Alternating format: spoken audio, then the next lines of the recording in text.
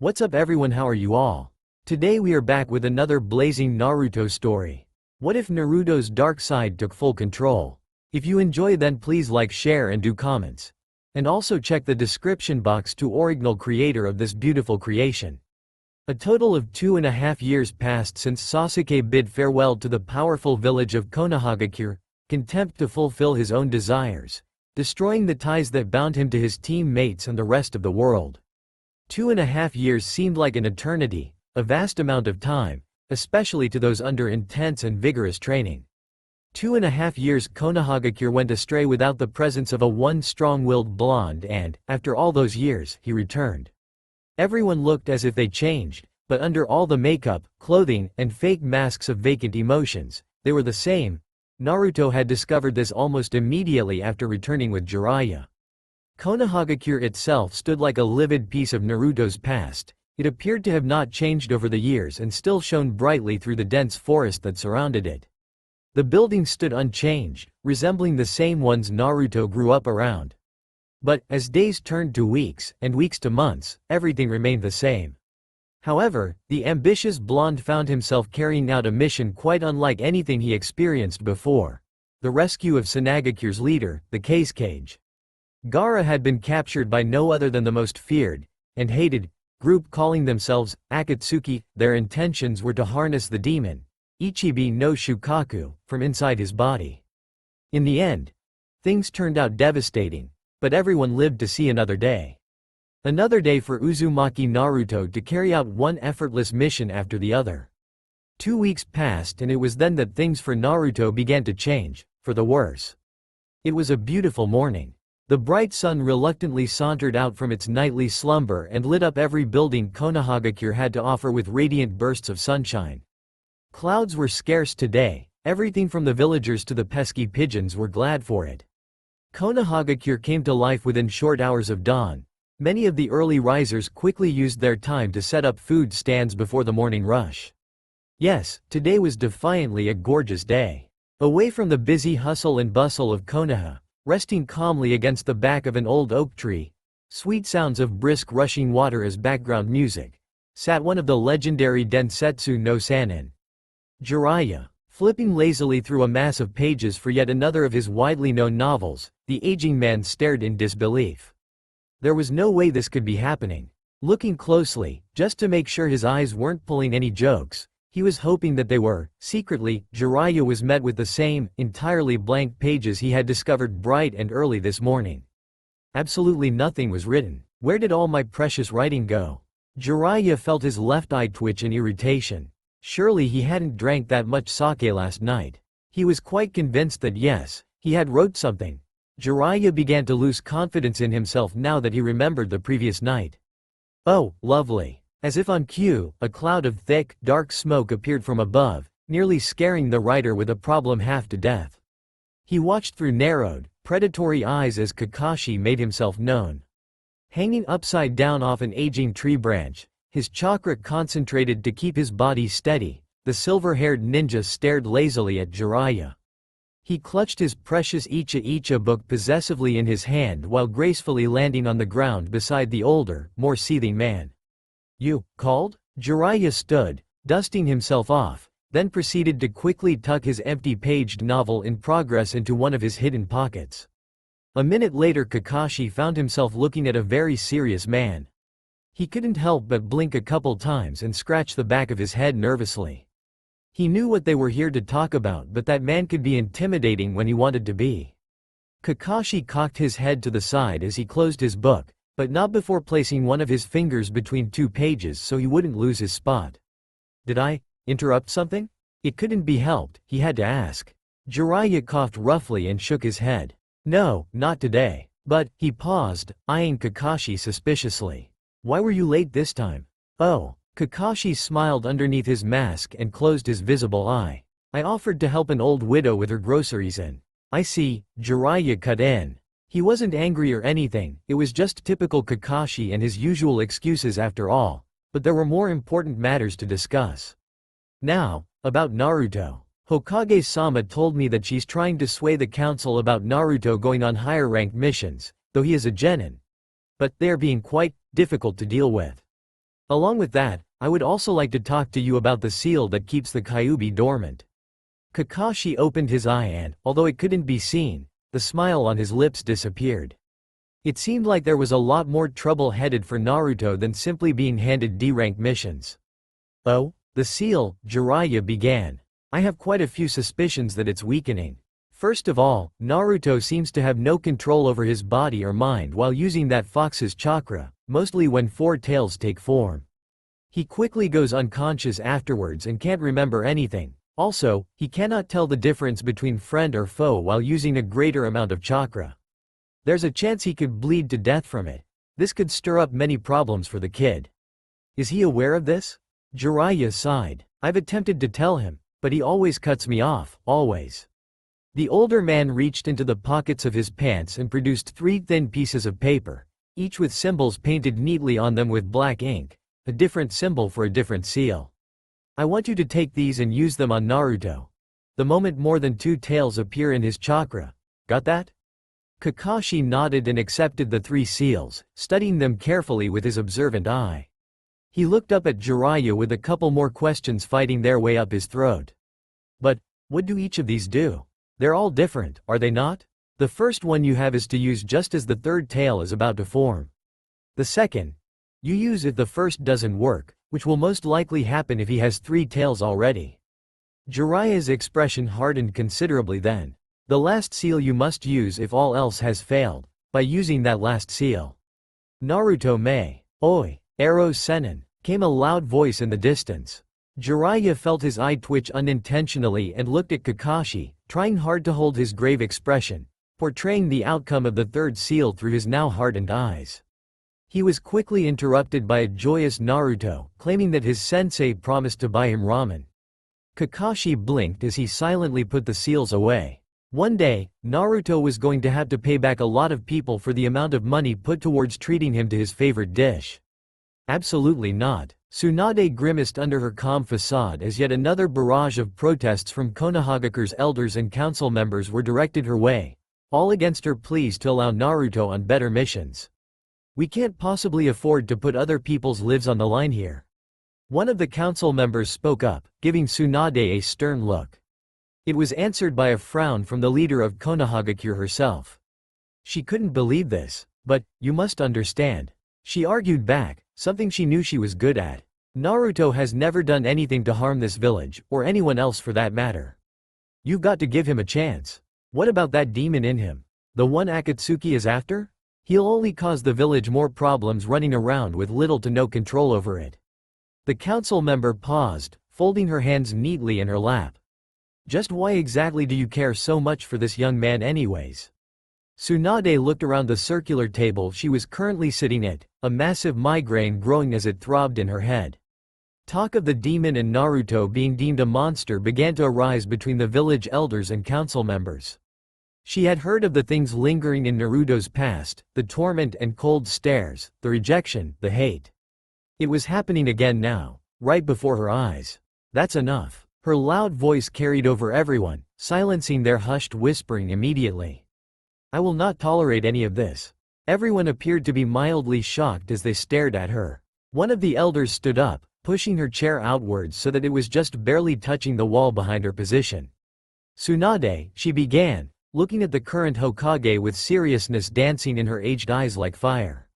Naruto is not but a child. He cannot understand the Kyuubi's fearful power, or that he'll end up hurting those dear to him. We are simply implying that you talk to the young man, and inform him that he is no longer able to carry out any more missions. He needs to be monitored at all times. Tsunade felt like she had just been dealt a slap to the face. How could she possibly do that to Naruto? The kid would be crushed and hurt. Hell, any ninja would if they were told they could no longer participate in any assignments.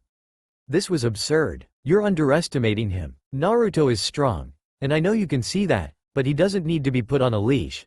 He can handle this. I know he can. The old woman sighed and sat back down from her standing position. She clasped her hands together on top of the round table and Tsunade could tell that changing her mind wasn't going to happen anytime soon. This is for the safety of the village, Hokage-sama. If Akatsuki attacks, we can immediately know of Naruto's whereabouts, thus ensuring both his safety and that of our people. And we can prevent any attacks made on Konoha from them." Tsunade sighed. She was defeated. Now it was up to her to tell Naruto. She could picture his bewildered expression and it was almost painful. She quickly dismissed the meeting and went to her office. Shizune greeted her with a worried expression and was ushered to go find Naruto as fast as possible. It was obvious to the kunoichi that Tsunade felt upset about something and set off, in search of Naruto. Tsunade seated herself and resisted the urge to bring out her secret's sake. She was hoping, no, wishing with all her heart that Naruto wouldn't overreact, but it was Naruto, and he could be fairly unpredictable. Naruto was feeling rather grumpy today. Sakura had stormed into his living quarters, screaming something about training. And on the first day he could sleep in too. Following a few short hours of, in his opinion, boring training exercises, Naruto wandered away in search of Jiraiya to get some real training done. Of course, he happened to come across both him and Kakashi. It looked to him as if they were discussing something significant. Probably that stupid perverted novel or something, Naruto assumed. Nevertheless, he interrupted them, demanding ramen and, without forgetting, he also added that training was important too. Jiraiya had blinked, not giving in to his demands at all, but Naruto simply stated that he would tell everyone that he was a big pervert, even though he told many that he was over the years. It had worked. They were just about to start when Shizune showed up with Tuntun in tow. All thoughts of training fled Naruto's mind. Maybe old lady Tsunade finally had a mission for him? So, with those thoughts circulating through his head, Naruto had set off without Shizune even mouthing a word. The two adults watched the blonde's retreating form and found it hard not to smile. When the only indication that Naruto ran off was a cloud of dissipating dust, Shizune turned to Jiraiya and informed him about the prospect of Naruto no longer participating in missions. The happy atmosphere had dropped immediately. Grinning brightly, oblivious as to what Tsunade's true intentions were for calling on him, Naruto entered the old building that each Hokage had worked in prior to the tragic ending they each received. Naruto casually strolled through hallways he knew he would never forget. With both his hands resting behind his head, a comfortable habit he liked, the energetic blonde stepped in front of Tsunade's office. He could hear incoherent mumbling but decided to pass it off and barged through the wooden door, too excited about his possible next mission to notice the sad and somewhat distant look in the Hokage's eyes. "Old lady Tsunade, I knew you'd have a good mission for me sooner or later. What took you so long?" Naruto knew something was wrong the instant he saw no eye twitching or scowling coming from the leader of Konohagakure. She always did something when he addressed her like that, but why not this time? "Naruto," Tsunade said in a frightening voice. "Please, take a seat." She motioned to the only other chair in the room besides her own. Naruto quickly sat down, afraid of how calm and non-angry Tsunade was being. Naruto. There is something important we need to talk about." She entwined her hands together and placed them under her chin, leaning forward and making direct eye contact with the blonde. "But, you need to understand the situation first. The council has decided." "Hokage-sama." Shizune burst through the door, a habit she picked up ever since she settled in Konoha. Naruto spun around and wondered what was going on while Tsunade mentally thanked her friend for barging in at the right moment. "What is it, Shizune?" "An important businessman has a most excellent deal for Konoha. He needs a group of escorts as soon as possible. This is extremely important." Tsunade sighed in relief, however, it only managed to confuse Naruto even more. He blinked, dumbfounded, and tried to register everything. "What's going on here?" Tsunade turned to Naruto, a small smile gracing her lips. "Naruto, I want you to go on this mission. Go round up Hinata and Kiba as well, they will accompany you.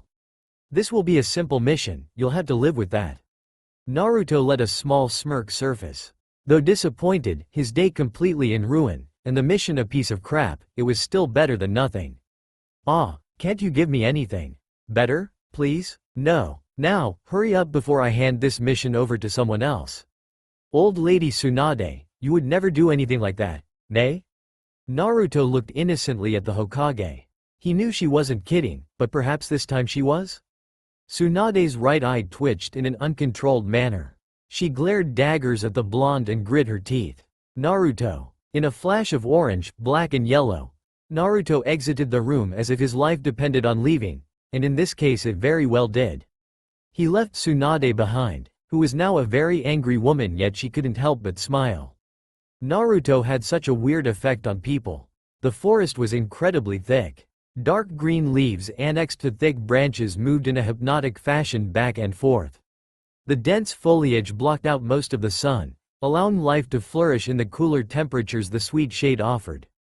Birds chirped happily to one another as the quiet hum of insects filled the air. The forest was calm and peaceful, yet it was a place of danger at the same time. And to those traveling through, it was most certainly a place to be on the lookout for anything. Not many highly important people cared, or even dared, to venture through the forest outside the boundaries of Konohagakure.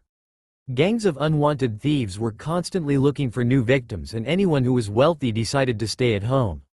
But to those who didn't care, they hired escorts. Naruto, Hinata and Kiba were now a group of those said ninjas. "Where the hell is this guy?" Naruto asked loudly. The question was more directed towards the forest than his teammates. His answer was a small group of neatly dressed men making their appearance down the path Naruto, Hinata and Kiba were currently traveling on. "Hey, look, it's them, finally. Way to state the obvious." Kiba muttered from his spot to the left of Naruto, perched comfortably on Akamaru. The blonde simply ignored Kiba's remark and ran ahead, waving towards the approaching men. He was amazed at how organized and professional they looked. A question sprouted in his mind, but before he could say anything, Kiba, who had caught up to the blonde, announced who they were. "Konoha's finest, I hope," was the gruff reply Kiba received from the taller of the group. This had to be the important person, his appearance just screamed that he was. "Oh, you bet," Naruto reassured happily. He scratched the back of his head and smiled. "Tea this way, P please." All eyes turned to Hinata, who hadn't spoken a word yet. Her cheeks were instantly stained with an obvious blush as she directed her eyes down the trail nervously. The businessman nodded his head and began to follow them, his steps perfect and well practiced. All of the other men, 4 to be exact, had stationed themselves on either side of their boss, each holding a leather bag most likely filled with business papers. More paperwork for the old lady. Naruto thought childishly. They were about 20 minutes away from Konohagakure when Naruto began to complain. He was quickly silenced by Kiba, who smacked him roughly over the head, followed by a few woofs from Akamaru. Hinata began to worry over the person she had silently observed as a child, but Naruto just smiled and continued to look out for any possible danger lurking in the forest. After dealing with an annoying noiseless period of time that lasted the entire trip and small amounts of complaining from Naruto, the escort group finally made it back to Konohagakure. They were still alive and well, even though all 3 of the Leaf Nin suffered from immense headaches. It had been an uneventful trip indeed. They led the businessmen to one of the best inns Konoha had to offer and were very happy that at last their mission was over. Kiba urged them to report back to the Hokage, much to Naruto's dismay. He wanted ramen first, and within 10 minutes they were standing perfectly straight, their stance one of respect. Though Naruto preferred to slouch to the side, facing Tsunade. "Well done," she complimented. "You are all dismissed now. It's good to see you all working so well together." Tsunade waved them off, her eyes closed, a smirk painted on her lips. Hinata and Kiba left the room silently, both glad, and anxious, to get out of the muggy room. Naruto beamed before he too turned to leave, however, Tsunade stopped him. She couldn't keep this from him forever. "Naruto, may I have a word with you?" That caught his attention. Usually such kind words were never exchanged between the two, but they never hated each other. Being formal never came easy for the two of them, especially when they spoke to one another. Sit down." Tsunade watched Naruto sit, slouching lazily so that his back rested against the chair. It was time to tell him everything. "Oh God, I can't take this anymore." This was it. The Hokage reached into the bottom right drawer of her desk and withdrew her secret sake. Pouring it out rather quickly, the older of the two downed the drink, then looked at Naruto as if nothing ever happened. She smirked only to find the guilt rising in her heart at a fast rate and felt seriousness plain on her expression. "Naruto, I completely argued against this, but..." The curious blonde leaned forward in his chair. He could sense something troubling. "What is with everything today? What was wrong? Why is everyone acting so weird? Naruto studied Tsunade with his bright eyes as she inhaled sharply and braced herself for what was coming next, though he had no clue as to what it was. The council, as well as the elders, have decided against me in a very troubling matter. She paused, pouring herself more sake and downing it within mere seconds. They want to exclude you from going on any missions, starting today. Naruto fell back into his chair, visibly shocked and wounded. He was being excluded from missions? How? But why would they want to do that? Only one word managed to escape through his pursed lips. Why? Naruto, please don't get too upset. The council is very… Why? Tsunade looked away. She felt bad for him. Really bad. He had been shunned from everything since childhood because of the Kyuubi. This was just too much for her to handle. Instead of reaching for her sake, Tsunade sighed and answered his question. The Kyuubi. The council members and elders want to keep an eye on it. Naruto. They fear that the seal on you is weakening. You could cause a lot of… So I'm just a monster again, huh? They fear that Akatsuki will come after you very soon, and with you under watch you can be protected against any attack. Please, Naruto, this is for… Fine. If that's the case, then I'll just have to do more training. That way, I'll get Sasuke back a lot sooner. I can prove to everyone that I'm not untrustworthy, and I can protect everyone. Tsunade looked directly at Naruto, shocked and dumbfounded. She could see anger and hurt dancing in his eyes, yet he looked happy. She smiled and thanked him for understanding. Naruto left quickly, complaining of an empty stomach. Tsunade looked around the room and sighed. She put her sake away, no longer craving it. Her eyes wandered to the windows behind her, the entire clutter of buildings creating Konoha spreading out for miles greeting her eyes. Off to the side she noticed a black, orange and yellow blur headed towards his favorite ramen venue. She closed the blinds that hung above the windows and sat back down, placing her head in her hands. Everything was turning out to be great. A great big mess, that was. Tsunade sighed, once again, facing the chair Naruto had been occupying moments ago. His words were sincere and yet they held so much hidden pain. So I'm just a monster again, huh? Tsunade closed her eyes briefly before Shizune burst through the door, immediately asking questions, informing her of new missions, and held a huge stack of papers in her arms. Great. More paperwork. Would the day ever come to an end?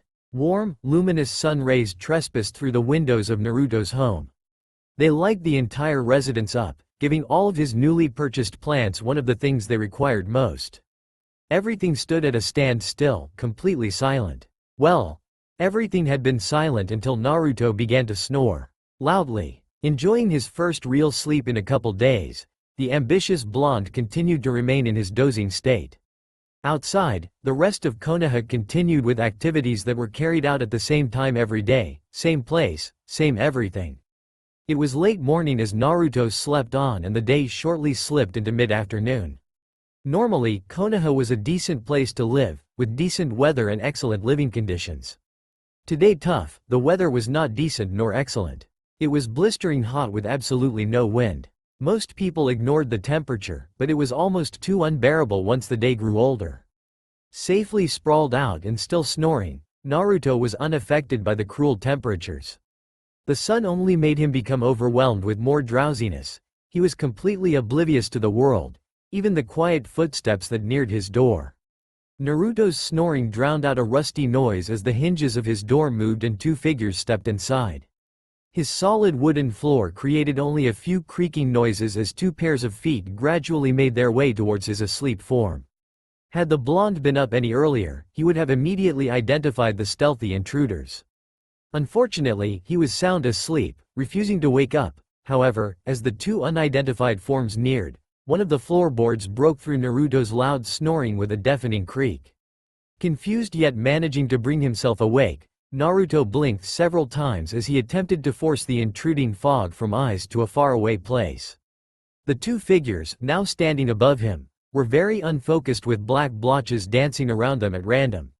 Oh no, he thought as his mind raced. It's the enemy. Naruto sprang upwards without warning, arms flailing everywhere. His left hand managed to smack one of the enemies in the face.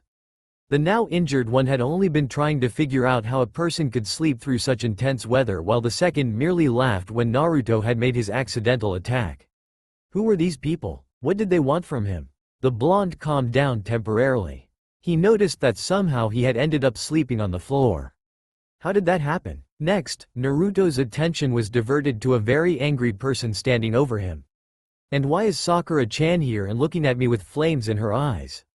Naruto. Sakura's fist was raised in front of her face for a few short seconds before it came crashing down on Naruto's head, nearly sending him back to sleep. Sakura-chan. Idiot. Look what you did to my face. Sakura pointed to her swollen cheek, but the only thing Naruto could stare at was the floor. Man, she was getting to be just as scary as the old hag. Sakura, I really think you need to enlist yourself into anger management classes, commented Ino, who stood with her arms crossed and sporting a smirk. She took her position beside Sakura and looked down at Naruto. Come on, get up, we're going training. MMMMMMRPH. The medic ninja pulled Naruto up using the collar of his shirt and dodged more flailing arms.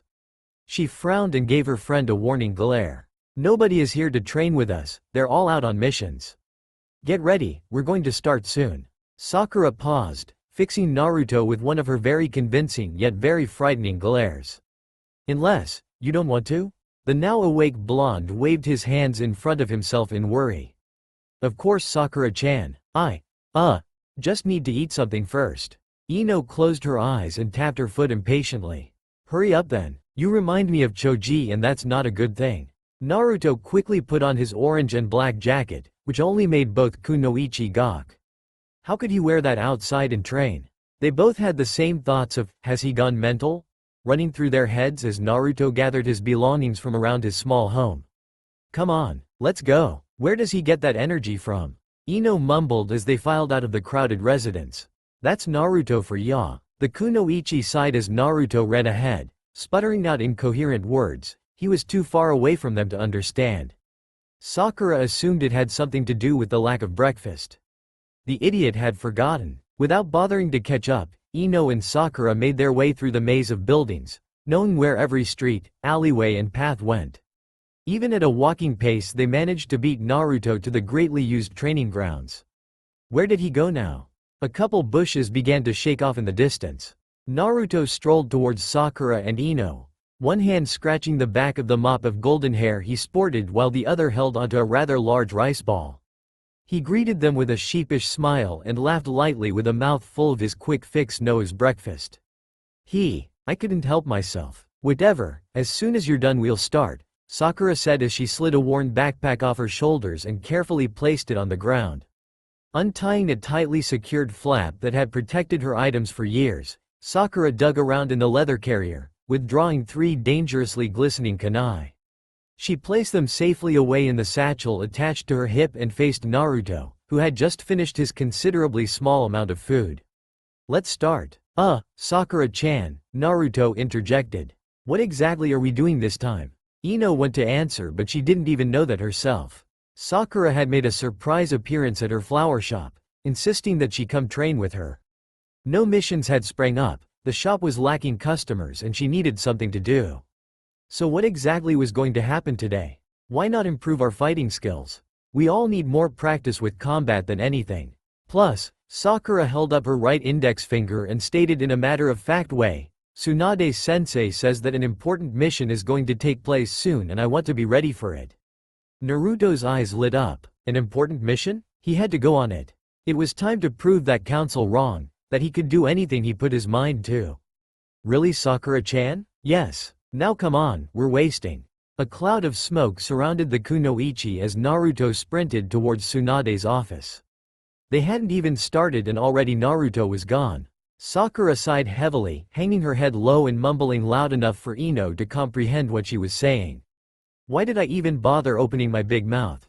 Naruto ran quickly towards the Tower of Fire, adrenaline acting like magic to fuel his high speeds. While racing down narrow streets filled with shopping villagers and those just out for the fun of it, even on a scorching hot day, the blonde received several confused stares. A fairly large cloud of dust flung up behind him, leaving everyone in his wake coughing or shielding their eyes. Tsunade had to grant him permission for that important mission. It wasn't fair that he was the only one being cast aside by some stupid council. How could he accomplish his dream of becoming Hokage if everyone constantly prevented him from trying to show that he could be strong enough for such a title? Closer now, the building seemed to be. Naruto approached it with such haste that he even surprised himself. The doors came into view, but the blonde was already standing in front of Tsunade's office before he realized that he was inside the building. Muffled voices came from behind the wooden door, preventing the blonde from overhearing any of a serious-sounding conversation. He cared not about what was being spoken, but he did care about that important mission Sakura had talked about. He could really prove himself if went along. That's enough, came Tsunade's scary lady voice. Naruto became interested with what lay beyond the door and fought the temptation to press his ear against the wooden surface and listen. Tsunade, a different voice rose loudly. You clearly don't understand the situation. The blonde immediately noted how old and forceful the other person was just by their voice. What was going on in there? The doorknob appeared to be mocking him as if it was saying, I dare you. Go see what they're talking about. Naruto shook his head, forgetting all temptations. He settled for resting comfortably against the wall opposite of Tsunade's office, his arms crossed loosely over his chest. I guess it couldn't hurt to wait. Both voices tuned down, regaining the previous muffled seriousness. Naruto quickly found himself growing bored. The only thing keeping him there was his strong-powered determination. What could be taking them so freaking long? You can't be so hard on Naruto. Tsunade's voice was strong with an undertone of warning mingled in it. So their conversation was about him, then? Without caring why they were arguing about him, though he could probably guess, and correctly at that, Naruto stood up and burst through the door in a manner quite comparable to Shizune. Old Lady Tsunade. He barged in, eyes wide as he bounded excitedly towards the Hokage, all the while noticing the strange, cold looks a wrinkled old woman was giving him. Sakura-chan said there's an important mission coming up. I want to go. The former Hokage was shot a sharp glare from the woman sitting in front of her. Naruto didn't miss it as he continued to wait patiently for an answer. Tsunade waved towards the cold woman with her right hand. You're dismissed. She received a glare full of warning and frigid coldness before the oldest out of everyone present left. The room became quiet, but not for long. Not with Naruto in it. I'll do my best and… Naruto, I can't allow you to go on that mission. She watched the ambitious blonde's hope plummet. However, you'll let me go, old lady Tsunade? The woman who possessed incredible strength felt her eye twitch. A wicked plan took form in her mind as a few seconds of silence passed between the two ninja. She smirked in a way that caused Naruto to take several steps backwards, away from her paper-cluttered desk. You can go, but on one condition. Naruto was too afraid of what it might be to answer. You have to promise to never, ever call me old, or anything like that again. Have I made myself clear enough for you to understand? Frowning at such a proposal but too happy to care, Naruto agreed. He went to leave except Tsunade stopped him, scolding the blonde for not even caring about what the mission was. Well, what is it then? Tsunade sighed, turning in her chair to stare out the big windows that displayed Konoha beautifully. You, along with two others, are to guard a very important figure that is allied with Konohagakure. This may seem like an easy mission, but don't be deceived. There is a very high threat of your team being attacked by dangerous ninja while making your way to the desired destination. Her facial expression hardened. Go fully prepared. Also, I'm assigning Shikamaru and Sakura to this mission. It'll take place after tomorrow. Good luck. Naruto smiled brightly in a way like no other. This was going to be awesome. With a very short, thank you, though it was half-assed, and promising he would never call old lady Tsunade old again, Naruto bounded off to tell Sakura the news. Everything was completely silent from within an occupied apartment flat. The temperature was perfect, though unbalanced at times when the crisp night air flowed through the building via an opened window. Curtains, each stationed on either side of the crystalline glass and dyed yellow, billowed every time a gust of wind passed by. The quiet sound of moving fabric mingled with the chorus of crickets outside created a dreamlike atmosphere. Moonlight pooled through the window and illuminated everything inside the apartment with a heavenly glow. Wooden floorboards creaked softly under the luminous moonlight. As if the light was tainted with poison, A shadow wandered carefully across it and immediately went for the darkness lingering near a well-used fridge. Yellow light spilled over a figure leaning forwards in a zombie-like manner. Naruto rubbed his eyes, not quite managing to drive away the fog that prevented him from seeing clearly. Reaching into his fridge, the tired blonde grabbed for one of his many milk cartons and drank straight from it before placing it back, letting out a loud yawn. He couldn't sleep, it was impossible. Nothing was capable of forcing his eyes to close, though he managed to stumble into a light nap, only to be wide awake once more. He was clueless regarding what time of the night now floated around him, but the sky outside was beginning to lighten. It was already almost morning. No way. Groaning loudly, Naruto hauled himself towards his open window and was assaulted with the crisp night breeze. It caused his golden hair to sway almost hypnotically back and forth as his skin savored the cool feeling the breeze brought. Naruto's hands found themselves on the windowsill, gripping it strongly. With one quick jump the blonde pulled himself out the window, flipping into the air gracefully, then landed on the apartment roof. Naruto realized that it should probably be repaired sometime soon, and succeeding in waking up no one. From up above, Naruto could smell the moisture that hung in the air and could feel small droplets of dew sliding underneath his bare feet. The moisture clung to him like glue, making him feel damp, but Naruto didn't mind at all. He sat down slowly, taking in all of a slumbering Konoha with his brilliant blue eyes. The village really looked different at night. What? Naruto let his eyes flutter shut, Sakura's voice from earlier echoing through his mind.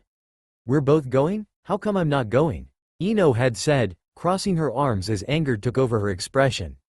I always get left behind. And what do you mean by, Shikamaru is coming along? He isn't even here. Naruto smiled to himself, pulling his knees towards his chest and wrapping his arms around his legs. The crisp breeze ruffled his shining mop of golden hair, and in no time he found himself wavering close to sleep, not taking into account that he was falling asleep on a roof of all places. Opening his eyes once more, enjoying the feel of moonlight on his face, Naruto absorbed the beauty of Konoha at peace. After finally deciding that he should go back inside, the now sleepy blonde headed back into his home, going straight for his bed. The mattress was comforting, persuading Naruto to fall asleep faster. No objections arose, and soon the blonde collapsed into a peaceful dark place, still trying to contain his happiness of going on that mission. Yet he couldn't help but feel like something bad was going to happen. Water dripped loudly. Drip, drip, drip. The air tasted stale, as if it hadn't been used and merely left to rot. Drip, drip, drip. Absolutely no light could be seen. The darkness here was so strong that not even the sun itself could penetrate it. Drip, drip, drip. It had to be some sort of entrapment, this place. Drip. Cold, rusted pipes decorated the roof, most of which looked overused and broken. Above them could have been the actual ceiling, but had an appearance more like that of a never-ending black hole. Most of the dripping water came each of the broken pipes, but also came from the walls, as if it was oozing out. Hands made pale from the darkness clung to the cold, wet gray cement walls as a form of guidance. More water drip, drip, dripped while the hands shook from the frigid coldness of the walls, yet they never left. Naruto, pallid and shivering, maneuvered his way carefully down the main hallway. He didn't know exactly where he was, but it seemed hauntingly familiar. The walls, noises and pipes were unforgettable now that he thought about it. He was in that place again. One thing, Naruto noticed, was that before there was never a great amount of darkness. He couldn't even see 5 feet in front of him now. He did have his moments of stupidity, sure, but Naruto wasn't fooled. He knew something was wrong. Like every time before this, the blonde felt himself being dragged towards a certain cage, guided down narrow and unlit hallways. Naruto couldn't understand how it was possible for him not to run dead smack into any of the walls or corners. While being guided, he noticed that his feet weren't even moving, at least not under his control. He was paralyzed, or something close to it. What's going on here? His voice echoed, bouncing off the walls and making his head hurt. Naruto squinted his eyes, just barely making out the seemingly endless amount of hallways and corners that were up ahead. Suddenly, all sensations of being shocked, still paralyzed, came to a halt, and the blonde tripped forwards, too confused by the entire situation to do anything. Splash! Something dropped down from behind Naruto. His eyes widened considerably and his entire body became rigid. He felt afraid, frozen once more, and vulnerable. What was going to happen to him? More splashing in the water indicated that whatever it was would be upon Naruto very soon. The blonde realized that he was shaking terribly and tried to fight his fear desperately. It worked. Naruto, slowly but moving nonetheless, turned around. He tried to scream but nothing left his throat as a figure, surrounded by vivid red chakra, lunged for his heart. Terrible, terrible darkness overcame him within seconds. Small droplets of cold sweat beaded his forehead as he sprang awake, caught in a silent scream. Naruto wheezed for air, the taste of the stale atmosphere from before clinging wildly to his dry mouth. Shaking his head, the blonde stood up and relaxed, upon realizing that his room was semi-bright and warm feeling. Laying back, Naruto let out a sigh of relief. It had only been a dream. Multiple thick, silky woven threads sparkled as iridescent as the morning sun as a lone spider wove a brand new web. The glowing ball of fire sent down brilliant rays that broke through leafy branches of trees surrounding Konohagakure, allowing all the dew-stricken vegetation to glisten almost magically. The air was warm, the sun bright and wonderful. Today was going to be great. Inside his messy living quarters, Naruto was beginning to stress himself out. There were too many things to bring along. Before settling with the usual stuff, everything in a small backpack, Naruto made up his mind, and quickly. He was going to be late if he didn't hurry.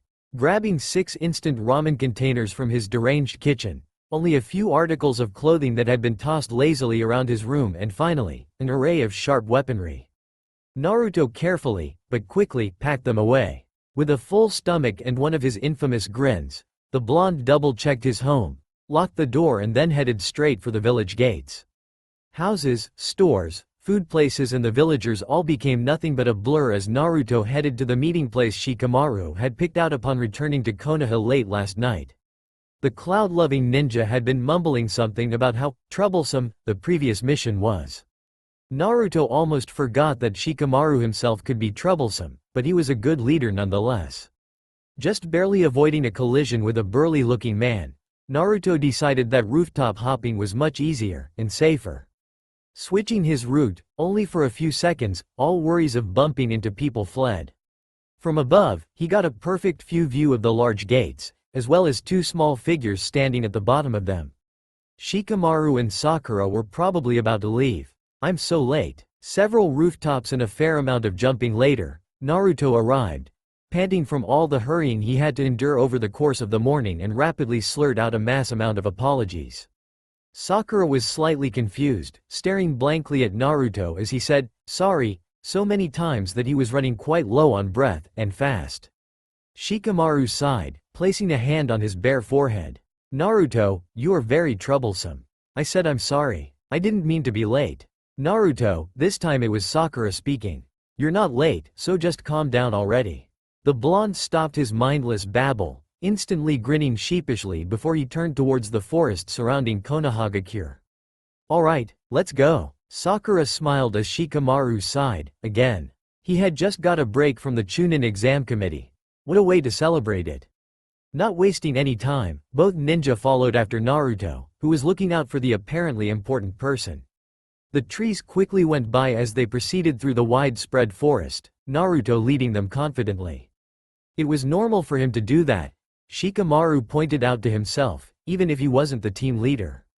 Only an hour, perhaps even less, went by before the forest gave way to a lusciously green meadow. As that was when their mission officially began.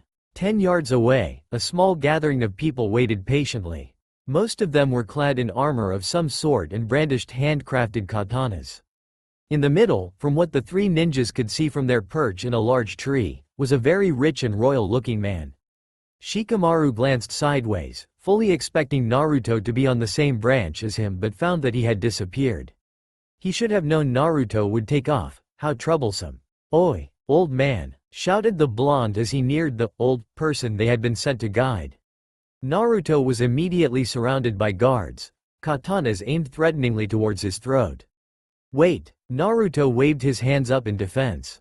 "I'm not dangerous. Honestly." Sakura and Shikamaru came up from behind the guards. The pink-haired Kunoichi sighed as Naruto smirked one of his Naruto smirks. "It's okay, he's with us," Shikamaru said. The guards were bewildered, unsure of who the three ninja obviously from Konoha wanted or why they just came out of nowhere. Shikamaru noticed this and smirked himself. "We're ninjas sent here to ensure your safety across this land." One of the guards lowered his deadly blade, confused. "But why would we need your—" "I thank you for your services," came a wise yet not so young voice. The guards immediately dropped their dangerous weapons, apologizing and bowing slightly out of respect. The old man laughed. He was dressed in silk garbs that were midnight blue with golden leaves delicately stitched to the collar and cuffs of the top article of clothing. His hair was graying but still held its natural vibrant brown locks. A few wrinkles were visible on his face and he sported kind, dark eyes. "My name is Kashikoi. I'm very pleased to meet you." He offered the three ninja from Konohagakure a soft smile. "Now, shall we get going?" Everyone, including the guards, nodded in agreement. As they made their way towards the thick forest ahead, Shikamaru instantly knew why they were sent as guards. The ones wielding katanas were about as nervous and paranoid as a hunted animal. Tisk, tisk, tisk. Sakura and Shikamaru kept watch from the trees once the party of cautiously moving people entered the forest. Naruto remained at the front of the guards and their superior. He walked casually while keeping an eye out for any enemies. The blonde managed to confuse the guards further. How was it possible for him to act so calm and carefree? This place was dangerous. The forests were often home to bandits that showed no mercy. Even strong guards had been taken out, some left for dead. People such as Kashikoi who were wealthy and important to the business world were often sought out and basically killed for the money and reputation they withheld. Both Leaf Nin moving through the trees each had a very useful radio attached to the side of their head. Exchanging information across the wide path that separated them was made easy.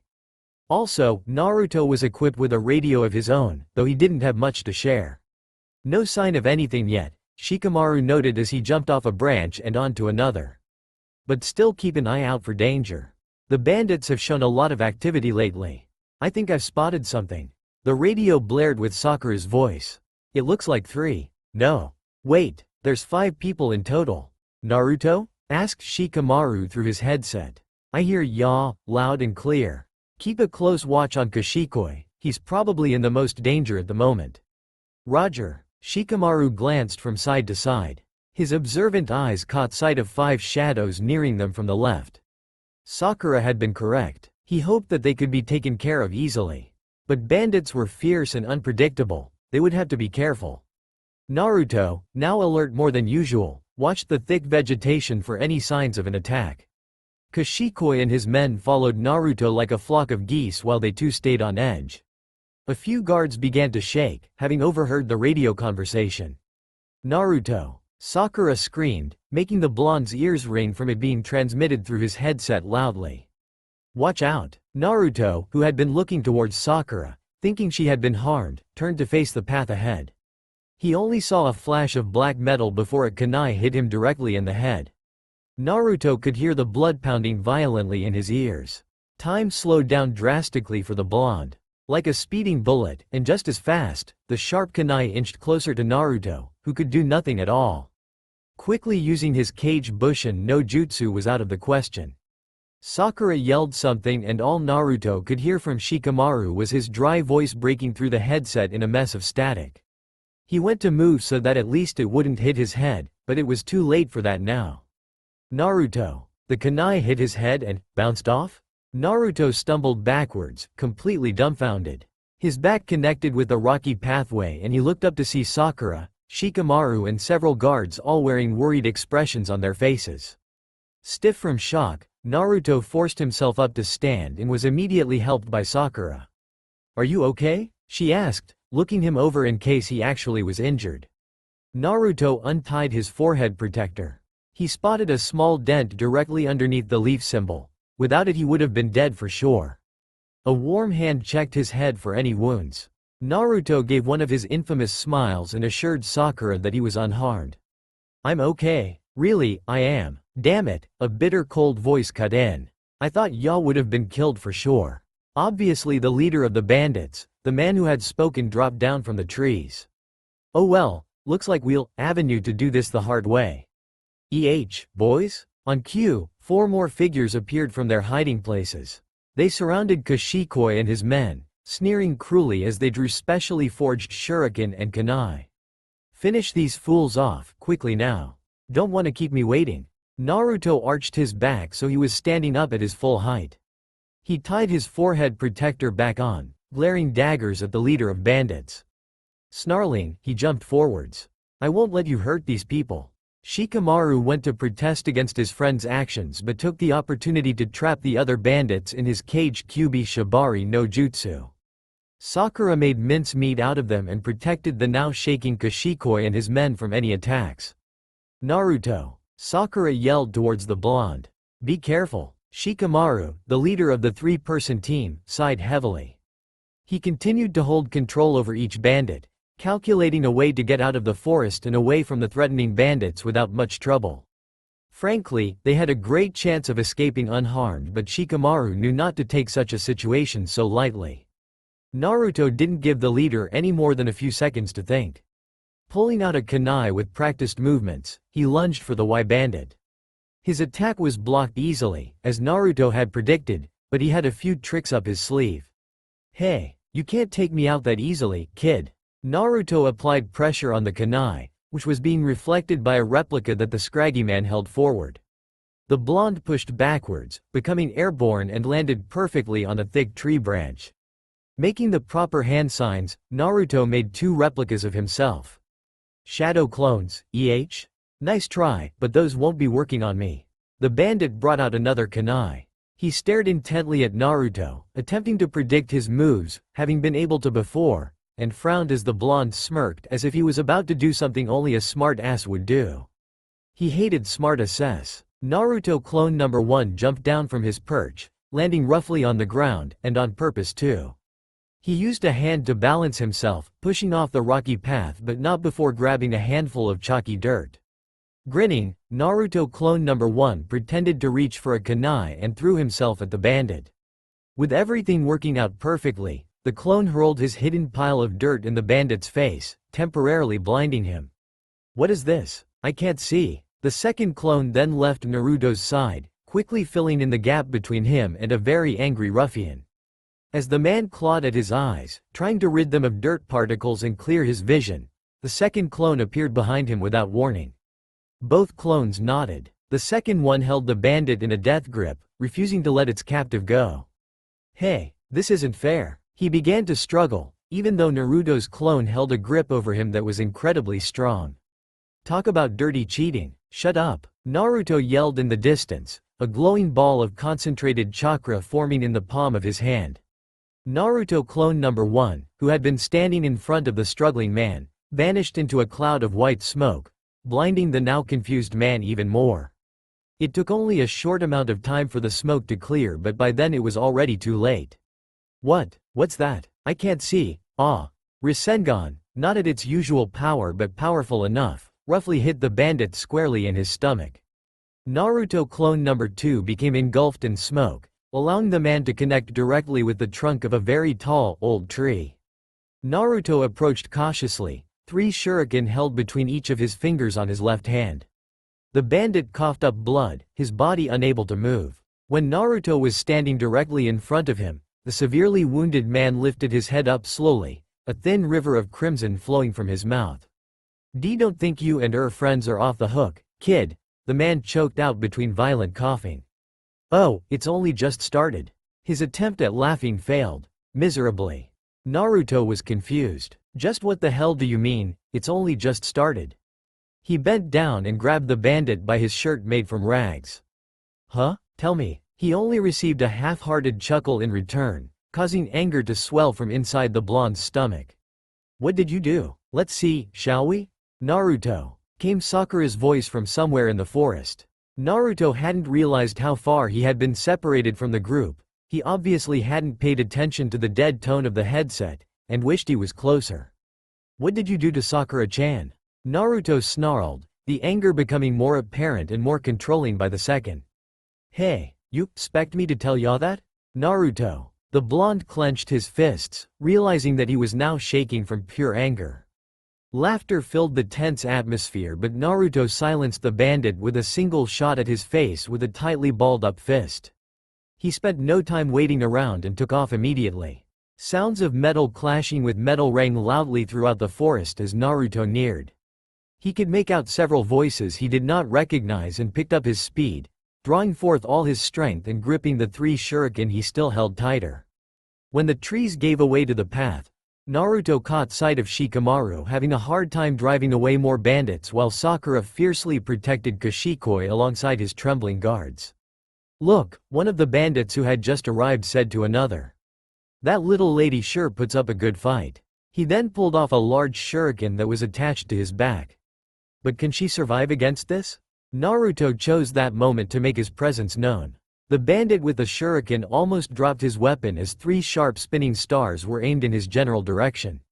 He just barely dodged them and quickly caught on to Naruto's drive to protect one of his partners. He snickered manically, turning his back to Naruto, a very stupid move indeed, but he had temptations to kill after all. The bandit flung his weapon at Sakura, who was too concerned about Kashikoi's welfare to notice the shuriken spinning towards her. Naruto tried to jump in the way but he was too late. Sakura had been hit. "Sakura-chan." Shikamaru finished off one of the troublesome bandits with his Kage Kyubi Shibari no Jutsu and turned towards all the commotion just as Sakura was hit directly in her left arm by a rather large shuriken. He took over the kunoichi's job as a bodyguard and let Naruto finish off any other bandits that dared tempt his anger anymore. "Are you okay, Sakura-chan?"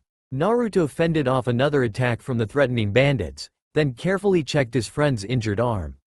The shuriken had his Sakura just below her shoulder plate. Blood stained her ninja outfit and the ripped skin tissue looked horridly swollen. The kunoichi smiled half-heartedly before brushing herself off, ignoring her wound. "I'll be fine." Naruto had his head bowed down, his eyes shut tightly. His fists were clenched again and this time his anger took over completely. He could hear the bandits approaching and when he opened his eyes, the harsh men were faced with a whole different Naruto. His eyes, once a brilliant blue, were now crimson. He had released it again. Flashback. Shikamaru sighed. What another boring day filled with nothing and, the worst of all, paperwork. The highly intelligent ninja absolutely detested paperwork, it was an abomination. Because of paperwork, a one Nara Shikamaru currently found himself standing before Tsunade's desk. Shoving both hands into his pockets, the exhausted man waited patiently in his opinion, anyways, with a slight frown creeping onto his lips. Tsunade read over the report he had to file out regarding the Chunin exams and finished as if she only read half of what he had written, and he assumed she had too. "This looks decent. Shape up on your penmanship before writing anything else." She smiled, chiding Shikamaru, but he didn't seem to be very interested. Shikamaru slouched, deciding that keeping his posture perfect was just too troublesome, even if he was standing before a highly respectable person. "Oh well. Besides everything else, there is something I want you to do while on the next mission with Sakura and Naruto. I highly advise you pay attention this time, Shikamaru." Sighing again, but this time mentally, the Leaf Nin showed that he was all ears and expected to be lectured about safety or keeping the team together. However, as she began to explain, Shikamaru had to stop his superior mid-sentence. "Wait, so this is about Naruto? What did he do this time? This is serious." She saw Shikamaru visibly flinch, so she decided that calming down seemed like a perfect thing to do. "Yes, this is about Naruto. Something important, that you must be aware of. And that would be." Tsunade folded her hands together on the surface of her desk, glancing at Shikamaru sternly, silently hoping he would understand. "Naruto has always been looked down upon his whole life, that I'm sure you know of. He has a very powerful demon harbored within his body, allowing Naruto to have unique abilities. But his chakra can become deadly and he can lose control of himself if he's reckless." She paused briefly. "You need to make sure that doesn't happen, and I mean it." Tsunade reached into her desk and produced 3 seals, identical to the ones Jiraiya gave Kakashi. Shikamaru reached for the 3 thin pieces of paper, scanning over the professionally painted symbols on them. He placed each in a small pocket inside his vest, hoping it wasn't necessary in the future to use them. It would be too troublesome. Use the seals on Naruto if the chakra surrounding him grows more than 2 tails. You will need to place each seal on his stomach with extreme caution. I don't want to risk both his life or those of his teammates. Be careful. Flashback ends. I won't let you hurt my friends, snarled Naruto, baring his clenched teeth. It looks like we've got ourselves a little pest, the owner of the large shuriken sneered. He laughed mockingly, his shoulders shaking. Shikamaru stood as if frozen in time. Naruto's chakra was so powerful. He could feel it choking the air, crimson tendrils of astounding strength threatening to strangle everyone. Even his opponent, a bandit that could be comparable to fearsome, looked aghast. This was so unbelievable yet such a sight to behold. Lipping off again, the bandit who had managed to injure Sakura and immobilizing her arm, was quickly cut off by a fist to his face. He was flung backwards, hitting the ground with a sickening thud and knocked completely unconscious and shut off from the world around him. I told you I wouldn't let you hurt my friends. Sakura stepped back, away from Naruto. The heel of her right foot connected roughly with the root of a nearby tree, knocking her down. The grass cut her hands but she didn't care, she couldn't care. She had seen Naruto like this before but his powers had felt controlled back then, not monstrous and untamed. Naruto, I'm okay. Shikamaru is too, everything will be fine. The words left her mouth and dropped dead. Naruto must have heard them but showed no signs of recognition. A smile played on his lips, holding within it nothing but wickedness. Don't worry Sakura-chan, I'll take care of everyone, he said in a voice that was his but not. The look in his stained eyes was alien, feeding the kunoichi's worry and fear. Looks like we've got trouble, one of the bandits sighed. Yeah, but we can take care of, no sweat. Another said. Right, let's take this pest down. Multiple kunai, all aimed perfectly, were hurled at Naruto with great speed. The blonde jumped upwards, dodging the sharp weapons and grabbed the one that had been meant for a headshot. Take this, he snarled. The kunai, now cutting air 2 times faster than what the bandit was capable of, pinned down one of the scraggy men within seconds of being thrown. Sharp metal pierced through his forearm, becoming quickly lodged between his flesh and the tree behind him. Unable to get away, and too afraid to move, the bandit fainted, finding his own blood unbearable to look at. Naruto, Sakura said cautiously, standing up to her full height. I think we can take care of. I said I'll take care of everyone. Sakura felt at a loss. She couldn't do anything unless she wanted to be forced into minding her own business by Naruto. But there was a way to get him under control. All that came in the form of Shikamaru and his jutsu. It had to work. Shikamaru, do something. Your friend here won't be doing anything, little miss, the bandit that had the large shuriken scowled. Shikamaru blocked an assault of kunai and shuriken. He couldn't properly get a hold on his opponent while he constantly moved about, but there was a way. However, Shikamaru couldn't even make the proper hand signs before Naruto took out the bandit mercilessly. Naruto's chakra felt like scorching fire. Its intensity caused gooseflesh to appear on Shikamaru's arms as the ninja formulated a plan in his head. Then, growing right before his eyes, was the beginning of a new tail. A third tail in the crimson chakra moving around Naruto. This is too troublesome. Sakura ran over to her teammates, each step causing her arm to ache with pain. She immediately noticed the feral look in Naruto's eyes and could feel how dangerous his chakra was becoming. She looked to Shikamaru and watched him quickly withdraw 3 thin slips of paper. He threw the first and winced as it landed perfectly on Naruto's stomach. The blonde let out a howl of pain and before Shikamaru had a chance to throw the second seal, Naruto's ever-growing chakra lashed out at him in waves of crimson. Naruto, stop this! Sakura yelled as Shikamaru was flung like a rag doll into an ancient tree. Thankfully, the shadow jutsu user got back up, the last 2 seals ready to be used at any moment. Crimson chakra flared out once again but Shikamaru dodged it, throwing the second seal and cursing under his breath as the chakra cut it in half. He had one more chance, but Naruto was now too far away. Sakura, catch! The kunoichi caught the thin paper between her middle finger and ring finger easily. Naruto flinched in pain from the previous seal, his skin burning underneath his black and orange outfit.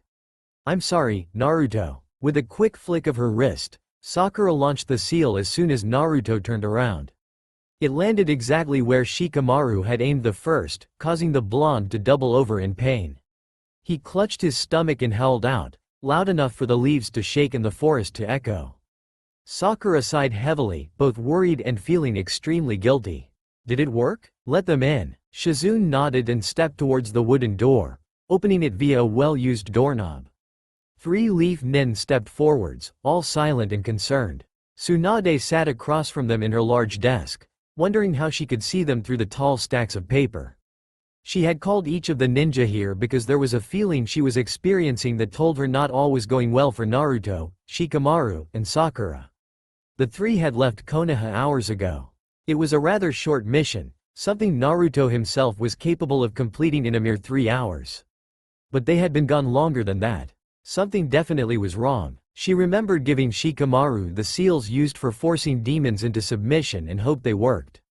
The Shadow Jutsu ninja was smart. There was no way he'd just stand by as the Kyuubi practically took over Naruto. He would most likely have a plan formulated in case that happened. What exactly is this mission about? The one with the weirdest eyes asked politely. Please, Tsunade said, take a seat. When 4 pairs of eyes, Shinzune's included, stared at her blankly, she coughed and twirled a lock of her golden hair. Never mind. Now, I want you all to pay very close attention. No slacking off. All 3-leaf nin called to the Hokage's office stood up perfectly straight. Yes, Hokage-sama, they all said at the same time. Tsunade leaned back in her chair, eyeing them, trying to see if they were good enough for this mission. But she knew she shouldn't doubt their abilities. Neji, Lee, Hinata, the mission you are about to be sent on is the retrieval of Uzumaki Naruto. She registered their puzzled and shocked expressions. You have exactly 45 minutes to reach the area he was sent to with Shikamaru and Sakura. I am sorry to have pulled you all away from your missions, but this is very important and Naruto's life may rest in your hands. Anything for Naruto-kun. Lee spoke up, looking determined as usual. Alright, you're dismissed. Please hurry. Tsunade gave the assembled team a map and a compass, vaguely showing them where to go. They left shortly after, on their way to find Naruto and his teammates. Outside the tall office windows, a grave expression formed on Jiraiya's face. Naruto was definitely not alright and if pressed to, the seal would release itself.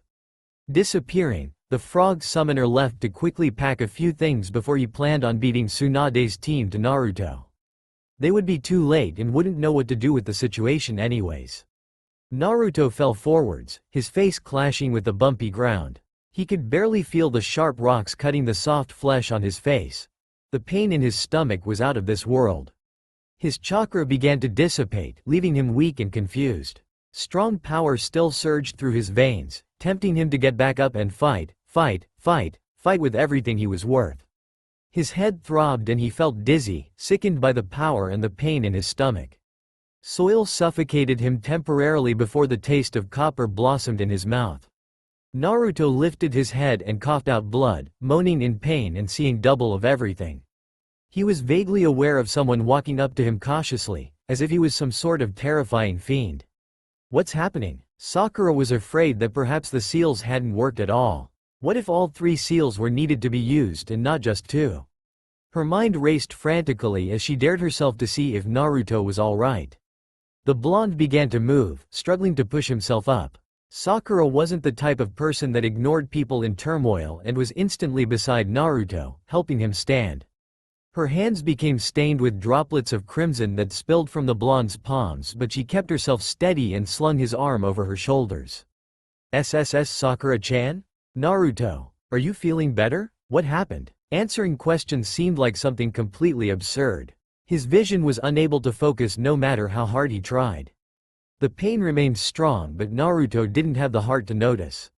There was something else bothering him. Crimson seeped in from the corners of his eyes. His body went limp and Sakura panicked, asking questions in a shaky voice. What's happening to me? Sakura, came Shikamaru's voice from off in the distance. Naruto couldn't register where exactly he was located but his voice sounded so far away. Drop Naruto. Now, can't you see that chakra?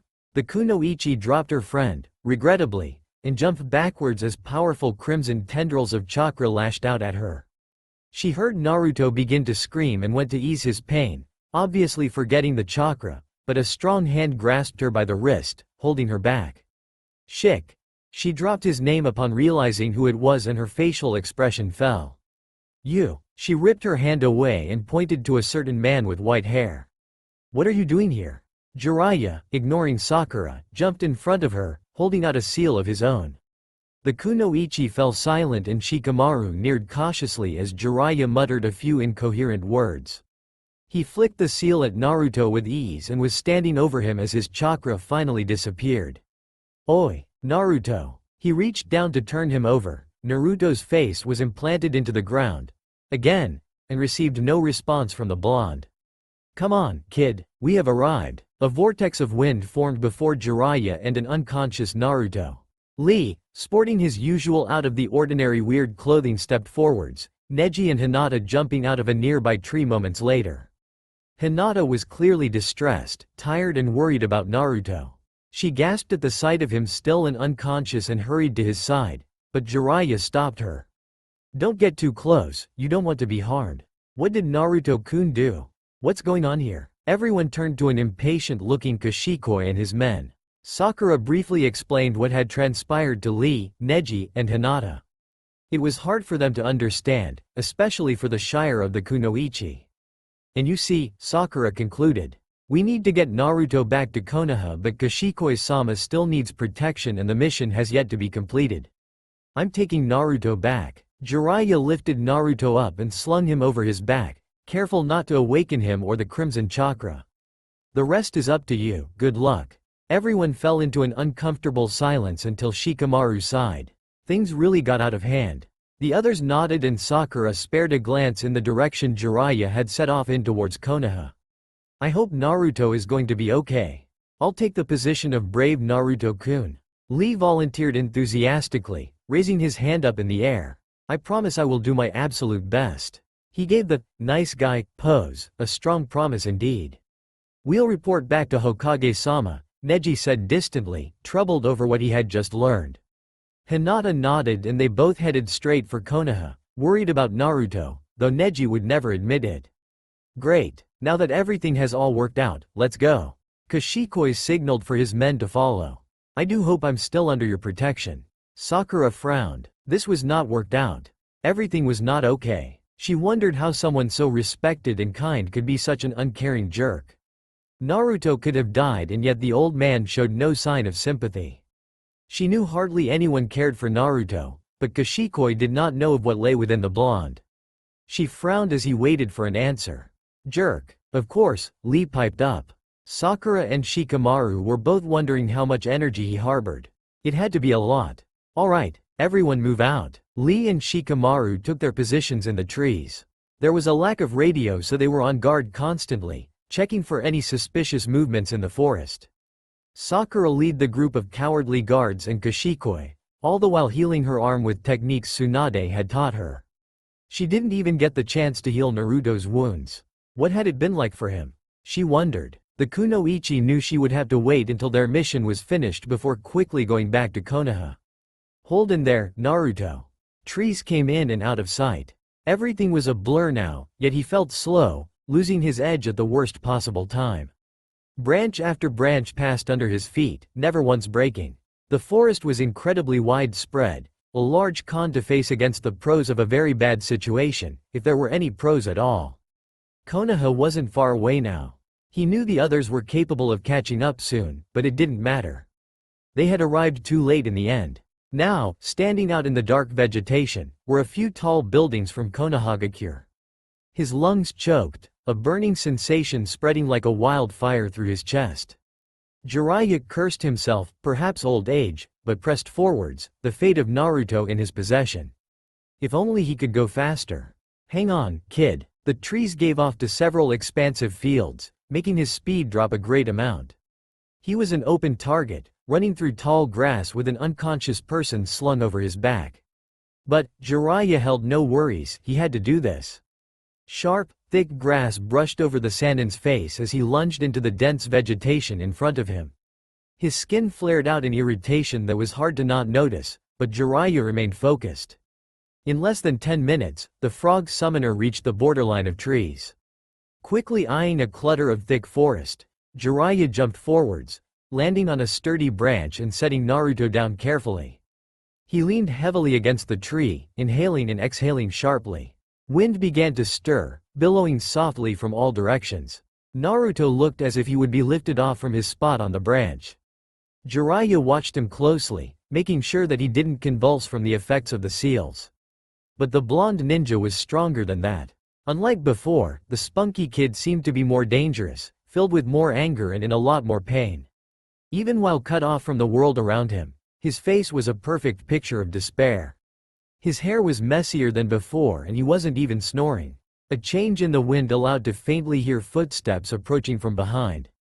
Taking one of Naruto's kunai, the last of his collection, Jiraiya waited patiently. He raised the weapon out in front of him, flexing his sore muscles, and prepared to attack at any second. Pieces of bark broke off and plummeted downwards as someone stepped onto a branch opposite of the one Jiraiya and Naruto were on. Before any further movement could take place, Jiraiya jumped off the branch and was standing before the person, pinning him against the tree. "What do you want?" he grit out. A bloody kunai almost grazed his face as the person attempted to break away. Jiraiya switched hands and dangerously pressed his borrowed weapon into the man's throat. "I said, what do you want? I've got some unfinished business with that brat. I know you've got, I am hidden around here somewhere," he spat. The man currently flirting with death flinched as his arm was overpowered by another fit of pain. A deep wound, one that Naruto had inflicted upon him, distinguished the man as the leader of the bandits. Jiraiya, however, could have cared less who he was and quickly finished the wounded man off. Now with two kunai, the frog summoner returned to Naruto, who had yet to show any signs of awareness. He cleaned the blood off the sharp weapons and carefully put them in Naruto's kunai satchel. With the wind resurrected, Jiraiya gathered Naruto in his arms, his back was aching terribly now, and continued to make his way back to Konohagakure. He didn't know how much time Naruto had left now. Another uneventful meeting regarding the Chunin exams had passed.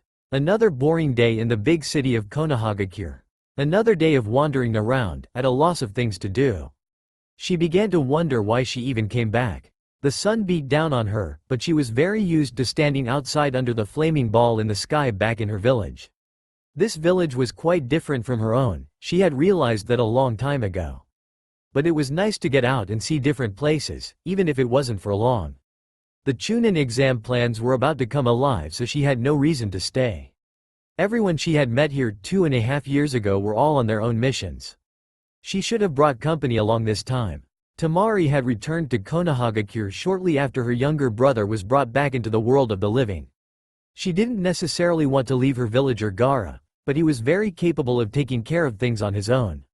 She sighed out of frustration. There's nothing to do. Konohagakure was colorful, filled with a lot of people, and how it harbored nothing of interest to Temari. So, deciding that she might as well check the nearby weapon shops for anything of interest, she set off. Halfway there a group of people came running down the street, frantic about something by the looks of it. Not too long after, a white-haired man passed by with a very familiar ninja dangling limply in his arms. Naruto. Two Chunin ninja she remembered from her first visit to Konoha weren't far behind the others. She instinctively knew Naruto was in trouble, and just by overlooking what had just transpired, it had to be a lot of trouble. In a day she would leave. The committee would let her, hopefully. She needed to inform Gaara about this, especially when she got the feeling it had a lot to do with that demon sealed inside the blonde. Tsunade almost choked on her sake as Shizune burst through the door with a worried expression painted on her face. Tsunade could feel the after effects of her favorite drink, and the burning in her cheeks was growing stronger. She almost waved her friend off, but Shizune spoke up first. Naruto-kun has returned. He's in the Konoha hospital, he just got there. His condition is very unstable and Naruto has been hospitalized. Why yes. Tsunade, forgetting the sake she had hidden on her lap, jumped forwards, staining her pants and ruining several nearby papers. Too upset to care, she ran out of the paper-cluttered room with Shizune close behind her. It took close to no time for them to reach the hospital.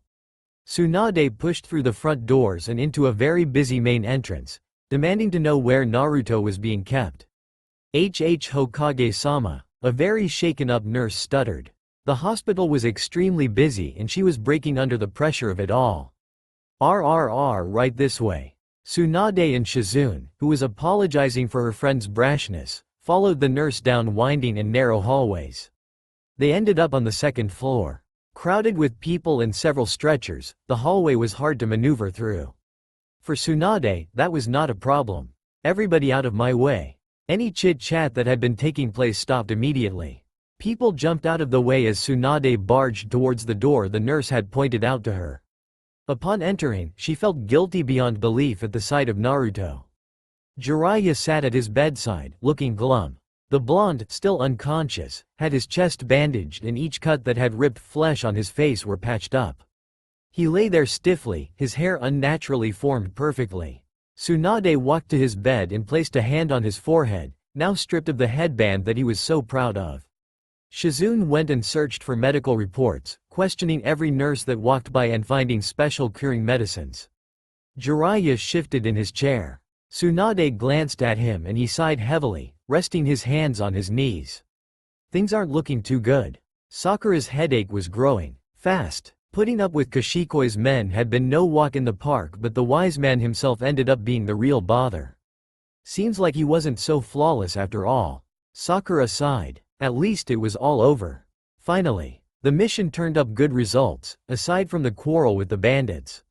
Lee was a great help, taking over Naruto's position and guarding Kashikoi well. Of course, the mission came first, but Sakura couldn't help but worry over Naruto. Shikamaru proved once again that he was an elite leader. His strategies were top-notch, flawless, and well-calculated. Because of that, the team remained strong all the way through. Now, it was time to get back to Konohagakure. Lee talked loudly and very enthusiastically about his training with Guy as they trekked through the forest. Sakura found it tempting to just smack him over the head, but he had helped them. Lee was safe, for now anyway. Shikamaru was currently ahead of Lee and Sakura, closely observing the surrounding forest. Each time he jumped from branch to branch, Konoha's taller structures became visible through the mass of leaves ahead of him. The clouds above were just begging to be watched. Sadly, Shikamaru had even more assignments that needed completion once they returned. Cloud watching would have to wait until another time. How troublesome. We'll be there shortly, he yelled over his shoulder. Lee and Sakura nodded in understanding. Absent-mindedly, all three Leaf Nen quickened their pace. Something had gone terribly wrong with sealing Naruto and each wanted to know what it was and whether or not the blonde was going to be okay. Konohagakure couldn't be more than 20 minutes away now. Sakura, trying to calm herself, but ended up biting her lip from anxiety. You better be alright, Naruto. Monitors beeped in a never-ending, almost hauntingly spaced pattern. It was as if they were programmed in a way so the heart had time to give out before a warning could even be issued. Wires hung around the room as if it was some ancient rainforest. An IV dripped clear liquid into Naruto's bloodstream, via a small needle taped to his right hand. Paled curtains hung over the only window, giving Naruto's skin complexion a ghostly glow. He hadn't moved, not even an inch. Doctors and nurses hovered in and out of the room periodically, clipboards grasped possessively in their hands. Jiraiya sat through everything. Visiting hours came and went just as fast as the doctors. He rarely spoke to the men in white caps, he preferred the nurses instead. Multiple times he had been ordered to leave, but Jiraiya refused. Finally, in a desperate need of food and some good sake, he left. Even he, the great legendary Jiraiya, could not understand the situation that had unfolded before him earlier. The Kyuubi was obviously the one to blame for this. That he knew, but what exactly had it done? Damn fox. Naruto constantly got back up, no matter how bad his injuries were. It was a trait that earned him much respect, but he wasn't getting back up this time. The seal on his stomach had to be weaker than Jiraiya originally assumed. Many rooms passed, each with open doors. The legendary Sandan averted his eyes. He wasn't one who liked seeing all the machines people were hooked up to. Hospitals made him queasy. He had made many trips here as a child and hoped to never end up in one again. If Naruto hadn't been his subordinate or the person he looked after, somewhat, Jiraiya would be out of the pungent-smelling building faster than the speed of light. Another stretch of rooms, wandering nurses and mumbling visitors came into view. Jiraiya ignored all of them, heading straight for the main entrance. He passed a few kids he recognized, probably here to visit Naruto. After what seemed like an eternity, He finally saw light from the outside world and sighed with relief. Before exiting, Jiraiya was stopped as a hand tugged lightly on the sleeve of his shirt. He looked down and saw a kunoichi that belonged to the Hyuga clan, blushing furiously and looking embarrassed. Excuse me, do you know which room Naruto-kun is in? The Sannin laughed good-heartedly. He gave her the directions she needed and then, without any more interruptions, he stepped outside. First, he was going to find something to eat, then he planned on tracking Tsunade down, although she was probably in her office, swamped with paperwork, or drinking sake. He had questions and she had answers. After his little visit, he planned on getting his own delicious drink. Tsunade better start talking. Temari traveled faster than normal. Urgent matters only called for her to use such high speeds and rarely did she even bother figuring out what time she'd return to Sanagakure. On most occasions, the kunoichi set a slow pace and more than once she had been yelled at by Kankuro.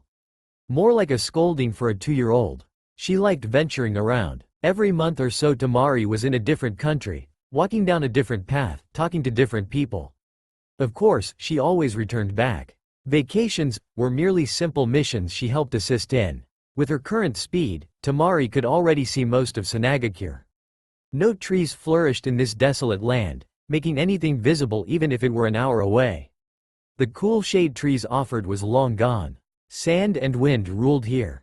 Judging by the distance, Sanagakure stood 10 minutes away.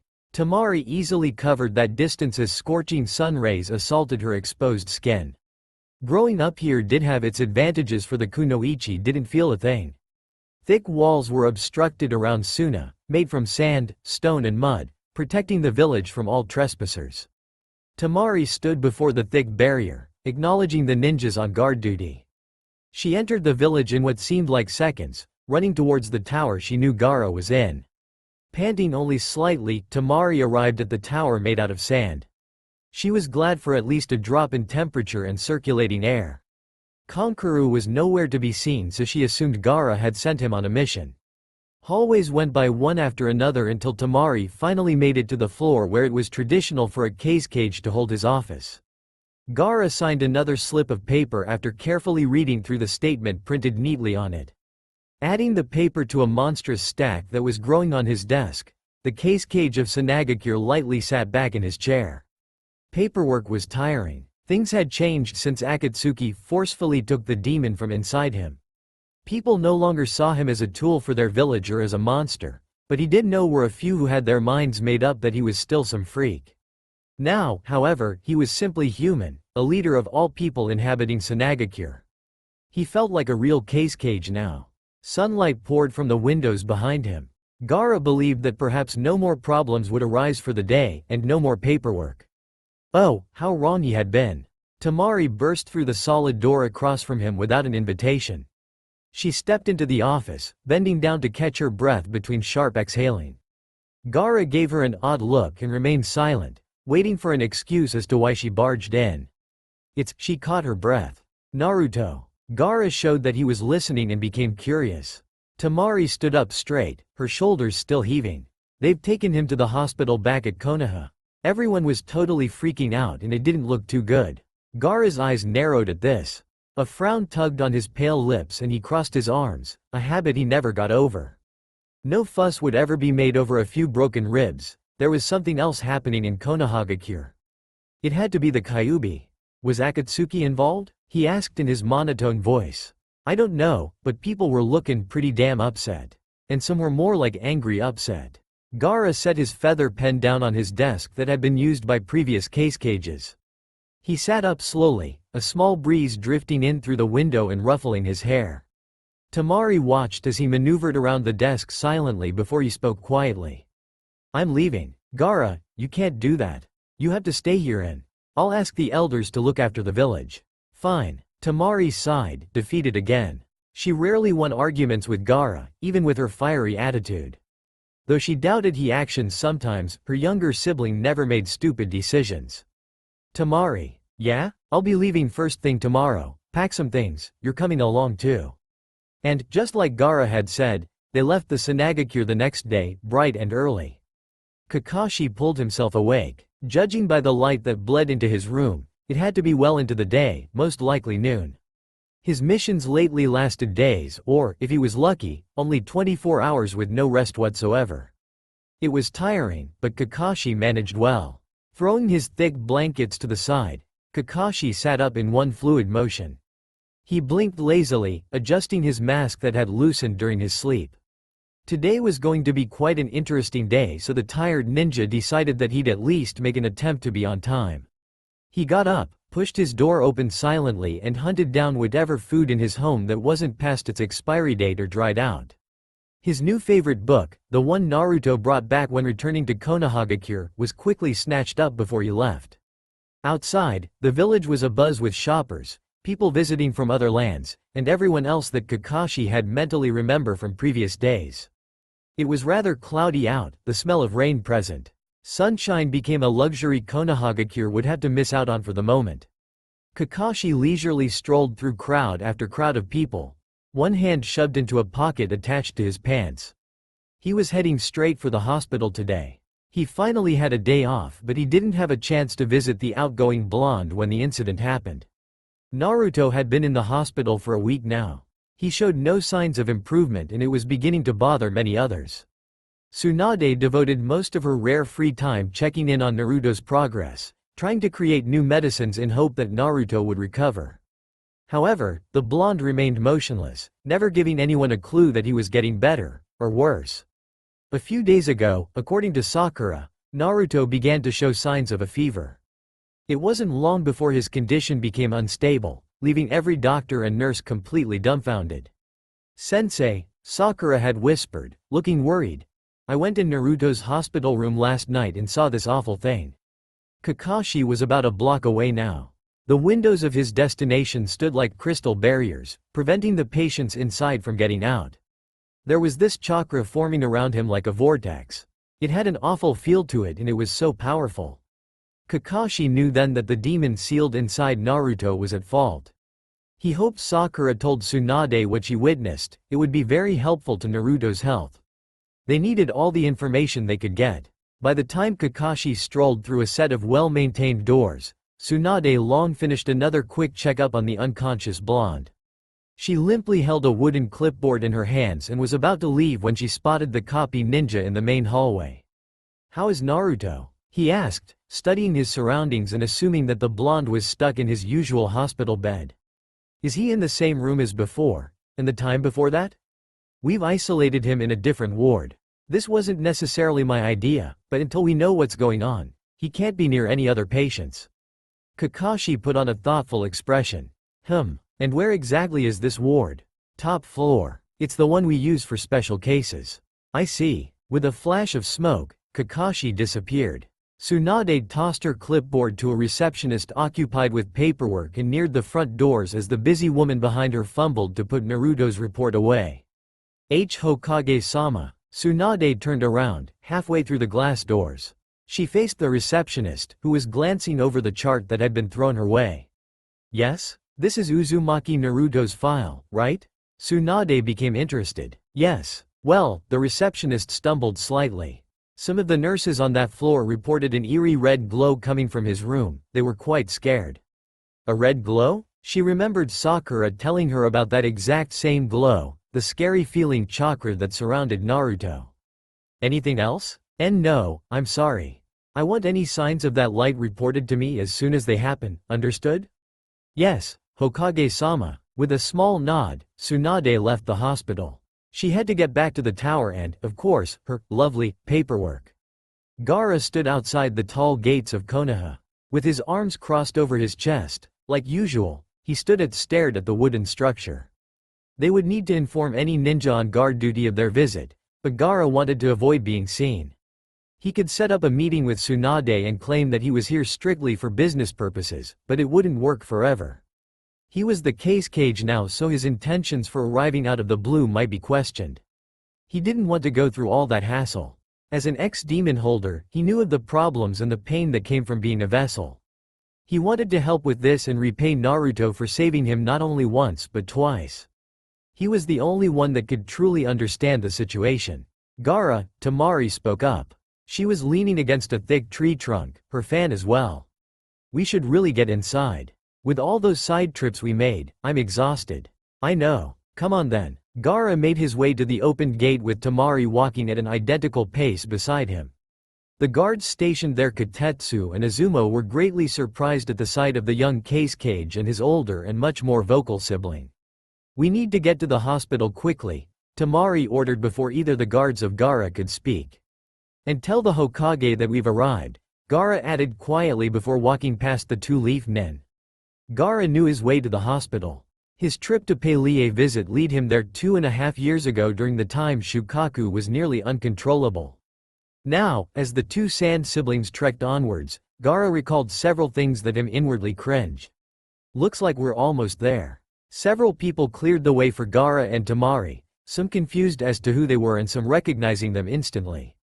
This allowed better use of the roads, and the two siblings wasted no time making progress towards Konoha Hospital. The main doors came into view and, as Gaara could tell, the hospital was dead empty.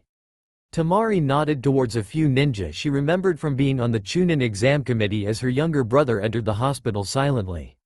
Nobody was at the main desk when they entered. It was total déjà vu for Gaara as he walked up to the desk, immediately catching a glimpse of Naruto's chart. How careless the receptionist had been to leave it here for the whole world to see. Uzumaki Naruto, he read to himself. Illness. Unknown. Stationed. Top floor. Room 502, Special Cases Ward. Take extreme caution when approaching. Gaara tossed the chart back, caring not about the extreme caution he had to take. He turned to his older sibling, who was reading a small bulletin board. Temari, let's go. Finding Naruto's room proved to be no problem at all. The hospital was completely empty and silent, except for the quiet beeping that came from expensive medical machinery. It gave the building an odd feeling, one of unease. The siblings, however, ignored it, and within no time they were standing in front of room 502. Gaara opened the closed and secure hospital door, half expecting to find someone in there with Naruto. Apparently, visiting hours were over, but that didn't matter to the redhead. He stepped inside silently, followed by a cautious Temari.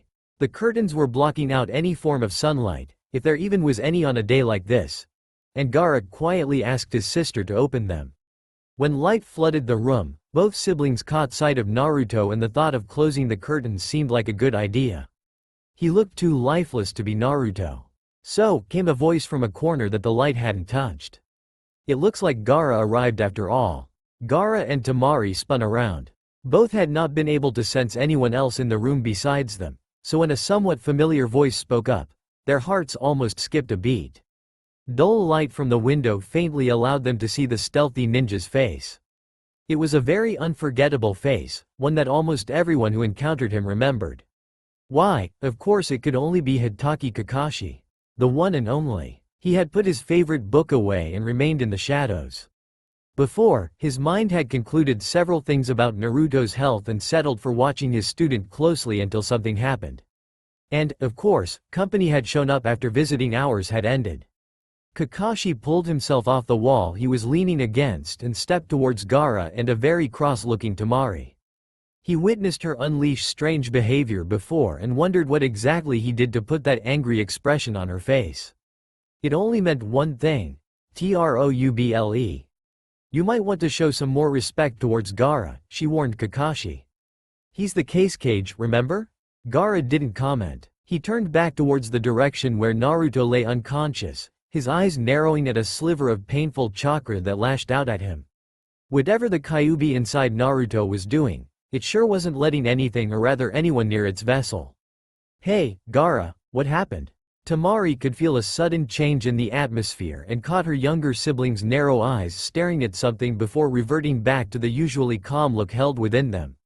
Gaara averted his eyes from Naruto, having gave up on trying to spot more of the deadly chakra. He glanced at Kakashi, assuming he had a few questions itching to crawl out.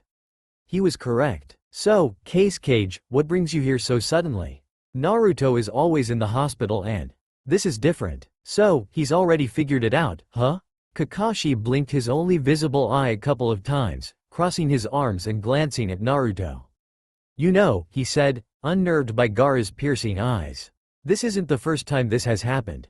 But, you are right, this is different. Do you know why? Man, you're awfully full of questions, aren't you?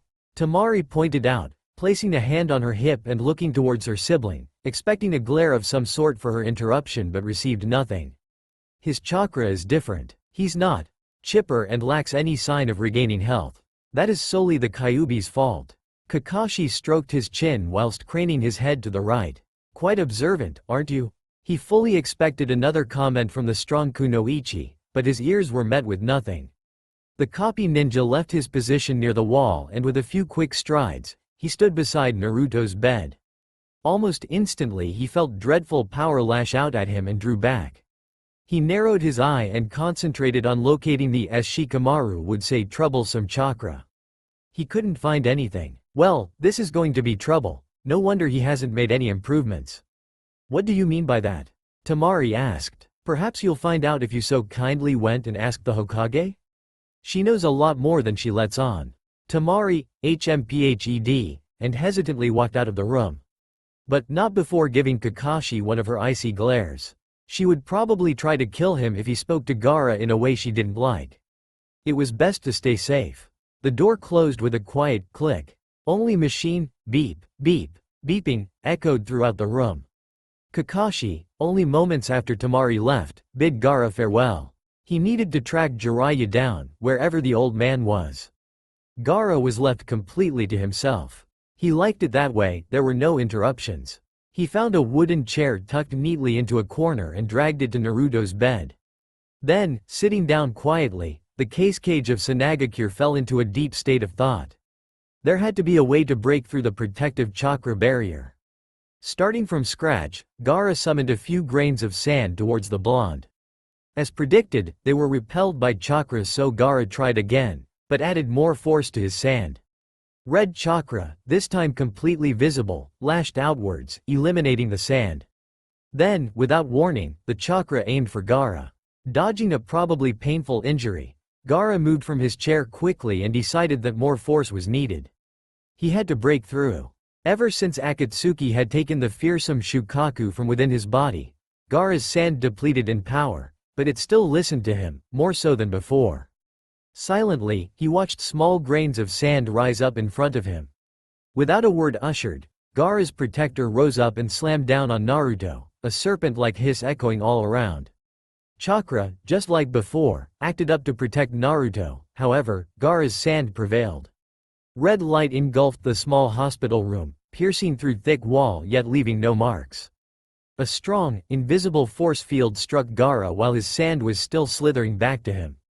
Stumbling, but not showing any signs of faltering mentally, he neared the occupied hospital bed and this time, he was not held back.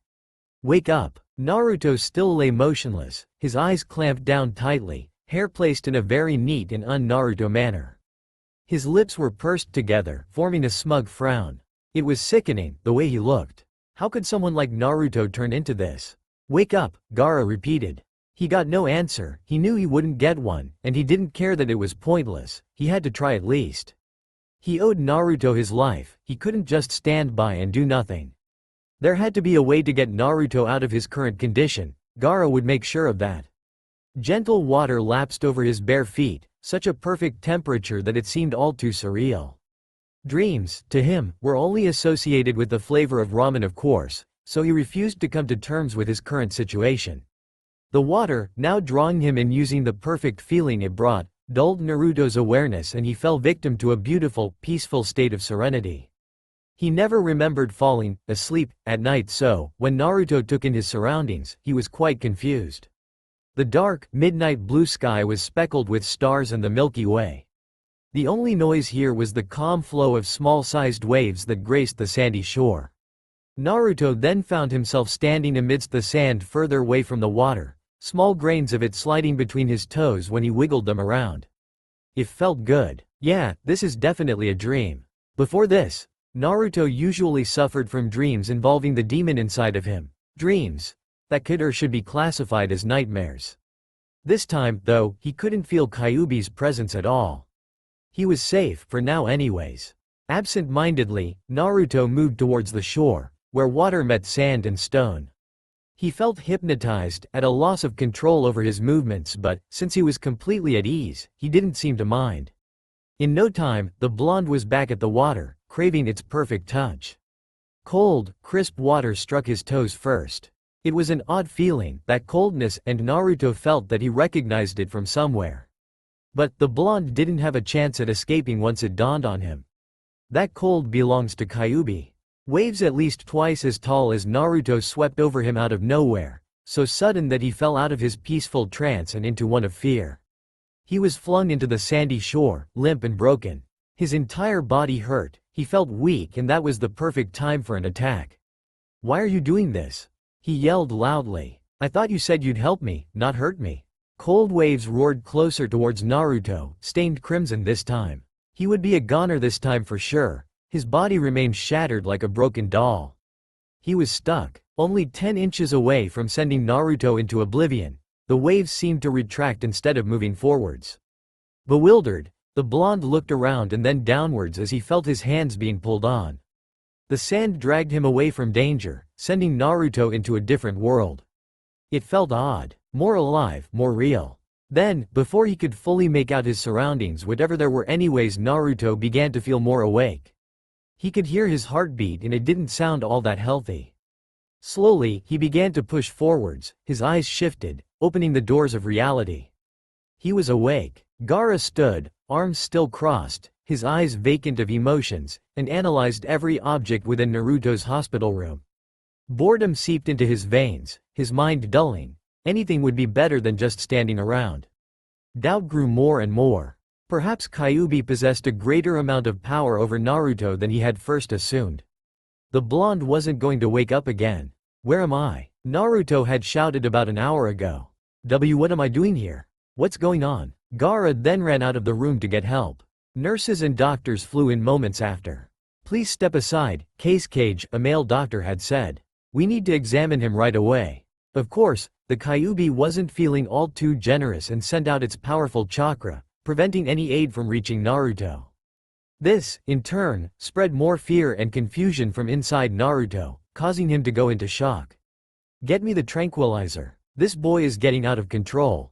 The doctors and nurses that were in the room for only a few short moments fled afterwards, driven out by the dangerous chakra.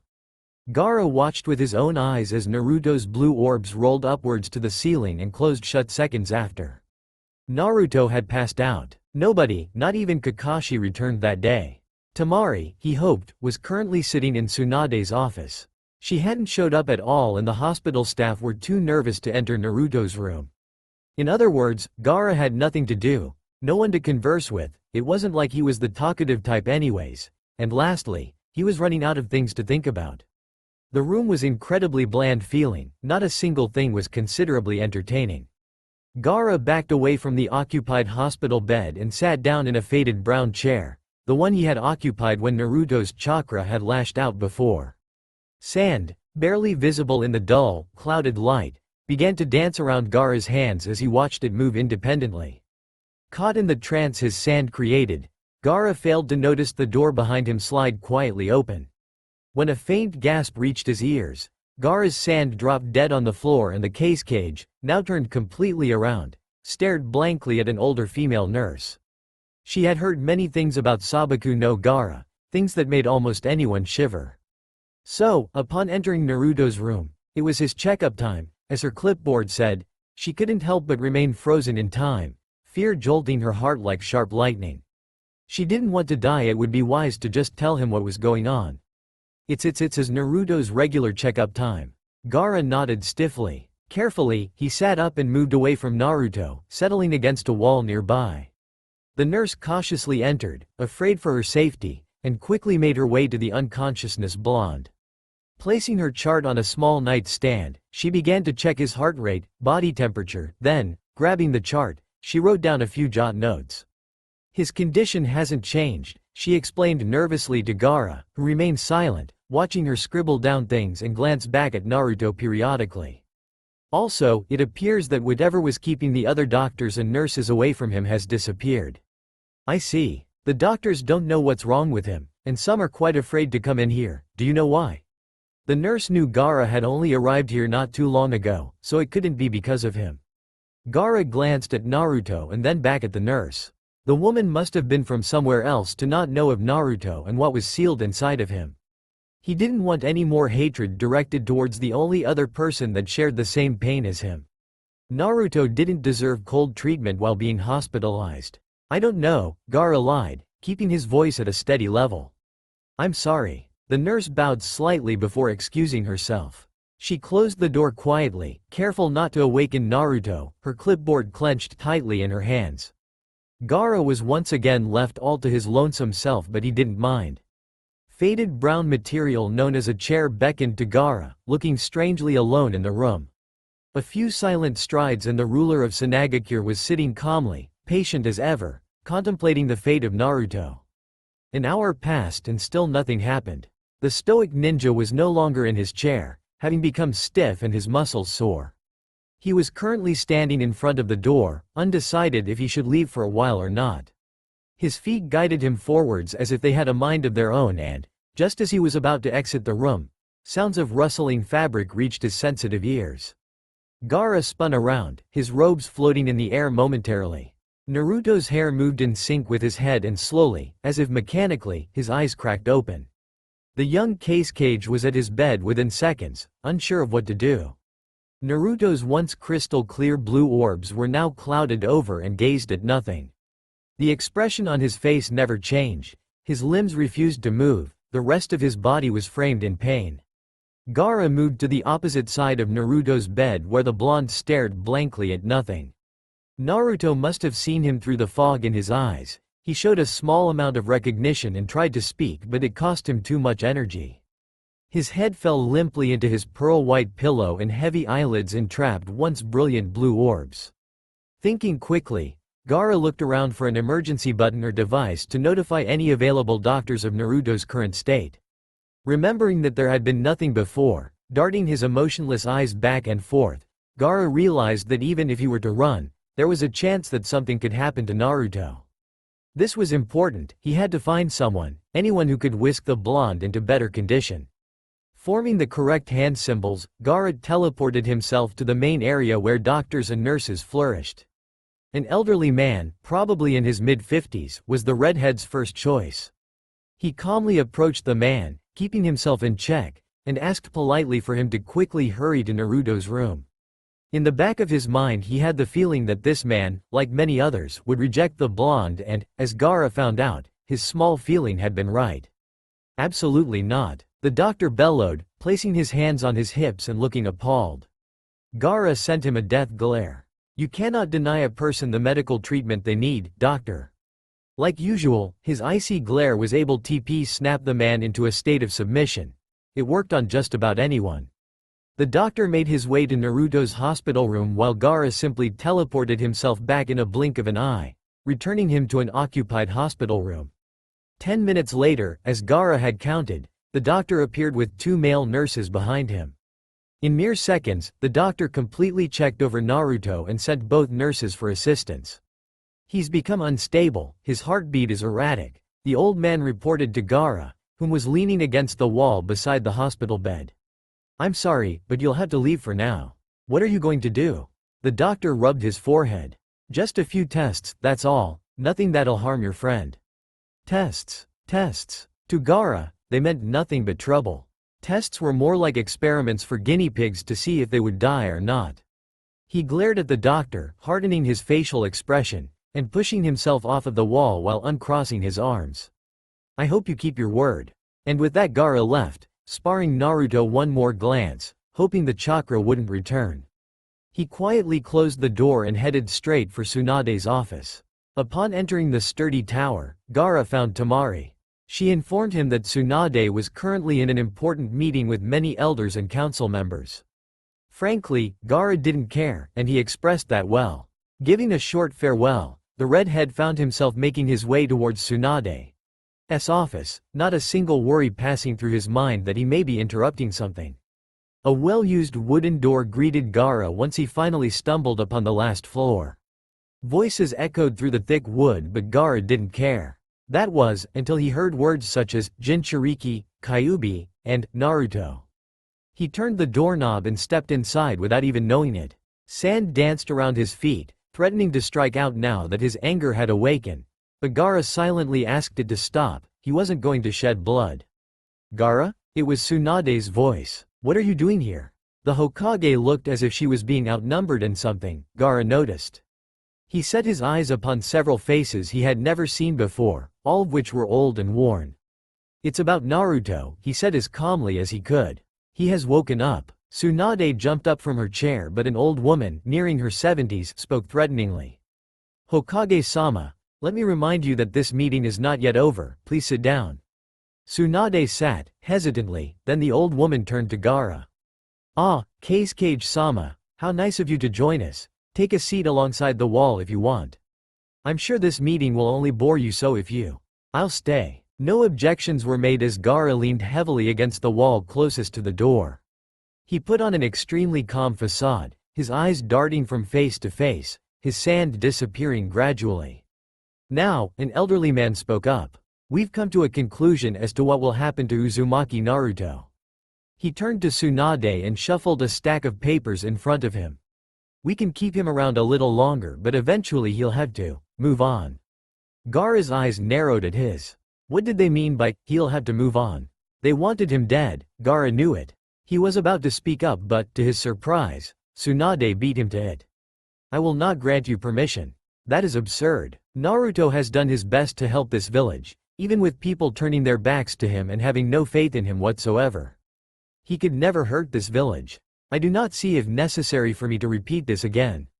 Please calm down, Hokage-sama, the old woman, who had addressed Gaara earlier, whispered venomously. There is nothing we can do for Naruto now. We can't let him rot away in a hospital bed. Do you understand? What I understand is, please, Hokage-sama, the elderly man spoke up again. You let him go on that mission when we had warned you that he was unstable, now you must listen to us. For the better of this village. Tsunade, now angry, quickly glanced towards Gaara and saw his mask about to crack away. The sand near his feet, the cold expression in his eyes, his hands twitching on their own. He was definitely angry himself. She acted up before he did, hoping that Gaara wouldn't cave into his emotions. No, you listen to me. I vow to come with a way to properly restore Naruto back to his normal self. Regardless of what you think, Naruto is strong and will protect this village with all his heart. That alone is enough to save him. Everyone became silent. The elders and council members exchanged troubled looks. Tsunade sighed and waved her hand.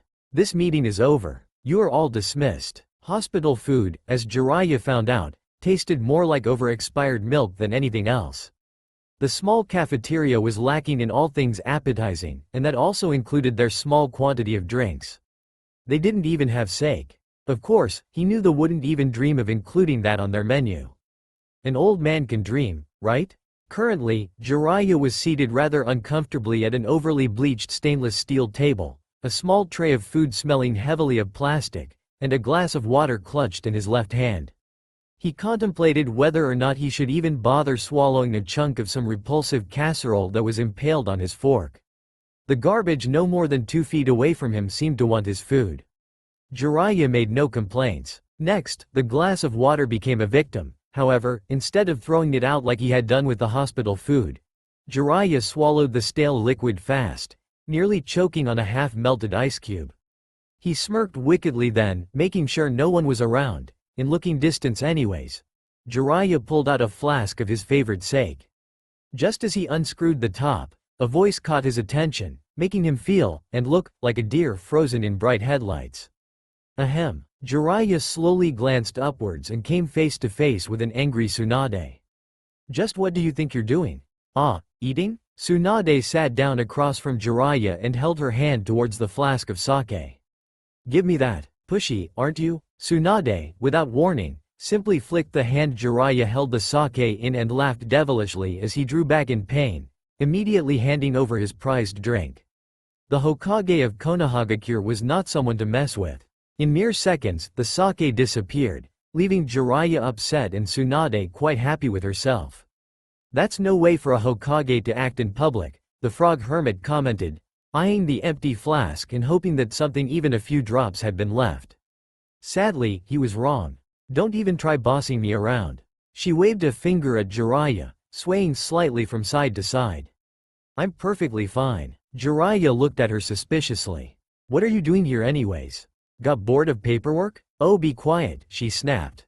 I came here to check up on Naruto. He woke up today, according to Gaara. The case cage is here? Excellent assumption, genius. Tsunade's cheeks began to redden as the sake seeped further into her system. She was feeling extremely tired now. Stress from both Naruto's condition and the council's decisions were driving her downwards. I'm going home now, you go check on the kid. Jiraiya rolled his eyes. He knew all too well how stubborn Tsunade was, and when she refused help, she obviously needed it. He sat up and dragged the Hokage of Konohagakure from her seat. Come on, you drunk yourself silly. Let's get you back to your paperwork. Naruto hadn't moved since waking up only a few hours ago. The doctors estimated that it would take days before he showed any vital improvements. It was surprising enough that he managed to wake up before. Red chakra never once made an appearance, almost doubling Naruto's chance of recovery. Now, lightly tucked underneath a few thin hospital sheets, Naruto continued to sleep, this time with a much more peaceful look on his face. He reassured those worried over his health that he was strong enough, and stress that nearly everyone associated with Naruto had begun to slowly die down. Visitors came and left, but Gaara remained within the hospital room, his mind constantly coming up with ways to drive Kyuubi away. So far, nothing worked. Positioned calmly against the wall near a curtain-covered window, Gaara's line of concentration became an aged clock ticking away. His eyes were completely blank, and it appeared as if he was looking at nothing. He was becoming frustrated. There wasn't a thing anyone could do to help Naruto, and, to make things worse, a group of babbling old ignorant people wanting nothing more than to see the blonde leave. There was no way Naruto could die. Time was ticking away, not only on the clock Gaara was concentrated on, but for Naruto as well. Every second seemed like nothing but wasted time, allowing Kyuubi one step further to finally take over. Despite what Gaara thought, if Naruto was losing the fight, he would have been in a great state of pain, and shown it as well. The only signs of emotion that Naruto displayed presently was peacefulness. Gaara knew there had to be more to it. Soft knocking filled the room, choking out the silence that lingered around. Gaara silently strode forwards and opened the door where Temari stood, a smirk tugging on the corners of her lips, a habit she had picked up at a young age. So this is where you've been hiding. Gaara stepped aside as Temari entered, looking around the room, and, upon noticing that nothing had changed, she sighed loudly. Turning so she was facing Gaara, Temari began her slew of questions, starting from number 1. Has Naruto improved much? I heard that he woke up recently, you witnessed it, right? Gaara nodded. Yes. Temari walked slowly up to Naruto, followed by her younger sibling. Both were hauntingly silent. They watched the demon vessel sleep soundly, or so it appeared, and it wasn't long before Temari spoke again. This time her voice held a more serious tone, an immediate warning that she wasn't here to just merely watch over Naruto. She meant business, in an older sister sort of way. Gaara, I know you're concerned, though you'd never admit it, but you are the case cage and Suna needs you. It'll turn into a very difficult situation if you stay away for so long. She placed a hand on her hip, turning her gaze to her younger brother. Gaara, Suna needs you to come back. Gaara remained where he was, staring at the bandages that covered Naruto's wounds, the words of Konohagakure's elders drifting through his mind. Leaving now would only make Naruto more vulnerable to the hatred held towards him, but, as Gaara discovered since arriving days ago, there was a group of well-respected people that would protect and look after Naruto, not matter what. I know, he said distantly. I'll go inform the Hokage of our departure. He turned his back to Naruto and took a few steps towards the door, froze, turning to face Temari. But we'll be returning in 3 days. Gaara, you can't. Temari's words fell flat on the floor, for Gaara had already left Naruto's room via the hospital door. The oldest of the Sand siblings sighed, shaking her head and silently wishing the best for Naruto. Then, without any more setbacks, she left Konoha Hospital herself. The elders of Suna were not going to like this. Gaara stood before a round oak table, his decision still not surfaced, and an impatient group of Sanagakure's wisest sitting around him. His chair brushed up against the back of his legs, as if it was urging him to go on. His posture was perfect, his eyes bore no emotion, and a calm mask had been expertly placed over his facial expression. He was ready. You all know of my decision to visit Konohagakure for my own personal sake, he started, calm as ever. And I am thankful for that, but Cage-sama, Suna is holding a celebration of which requests your presence. You cannot leave now, one of the elders stated. He had doubted Gaara's ability to lead an entire city before, in fact he only saw Gaara as a monster. However, all his bitter grudges had dropped after Akatsuki's attack on Sanagakure. I will stay for the celebration, after that I am leaving, but for no longer than a week. Sanagakure will be in good hands, there has been absolutely no sign of an attack from anyone. Excuse me, Cage, but Akatsuki attacked without warning, surely there are chances of that happening again, correct? Gaara was silent, only for a few seconds, but long enough for the man who had spoken up to want to swallow his words. They have nothing to aim for in Suna, it is no longer in danger, the young Cage said. Baki, who was also present at the meeting like many others, stood up next. Alright, this meeting is over, everyone is dismissed. He gave Gaara a small nod, showing that he understood well what the Cage of Sanagakure meant. Gaara left quietly, like usual, and set off to the best medical ninja in Suna. He was going to do a small amount of research before Tamari dragged him to the celebration, a great source of entertainment and a most valued tradition in Sanagakure. He just wasn't looking forward to the outfit his older sibling would make him wear. Exactly 3 days had passed. Naruto, much to everyone's disappointment, showed little signs of making a full recovery.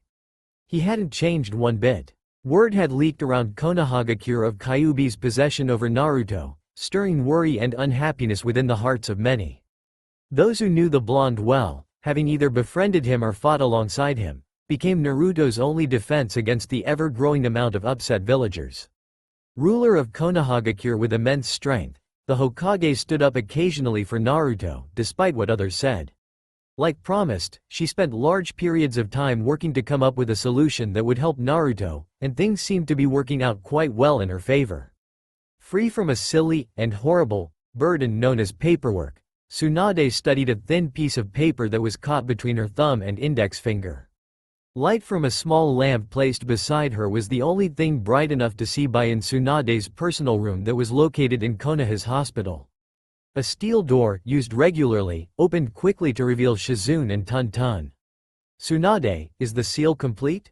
Yes, it is. Shizune stepped around stacks of medical books covering everything from diseases to the human heart. Tsunade's desk, the one she had sat behind only recently, was barely visible. Only the dim light from her lamp guided the way. Dodging another stack of mostly hardcover books, Shizune could finally look at the seal Tsunade had created. Do you think it'll work? She asked while juggling Tun in her arms. I've put everything into it, of course it'll work. She went silent and stood back up, studying the seal made for Naruto. But, we won't know that for sure until we try it out. Shizune nodded. The Hokage left her book-cluttered room with her accomplice and went straight for the floor Naruto was stationed on. It was time to put a positive turn on things. Konohagakure stood out peacefully in the thick forest that surrounded it. Birds chirped happily, the air was warm, not a gust of wind was evident. The walls guarding Konoha stood as strong as ever, all thieves and crooks kept at bay, unable to make it over such high walls. On a grass-covered knoll, overlooking all of Konohagakure, 3 figures stood within dim shadows that thin-branched trees created. Gaara, taking a small step forwards, gave the area around both himself and his sibling one last look before they moved on.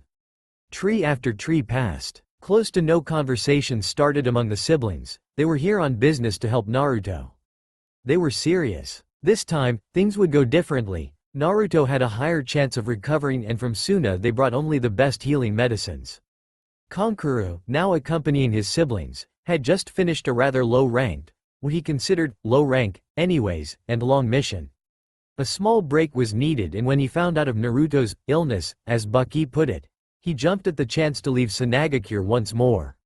Having lived alongside Gaara, he witnessed firsthand what it was like to be a vessel for a terrifying creature.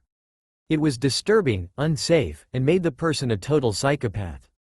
Kankuro, though never withholding much knowledge of Naruto or being around enough for that matter, could never picture the ambitious blonde as a savage creature. Hopefully we'll get there in time, he thought. Or else, things are going to get ugly.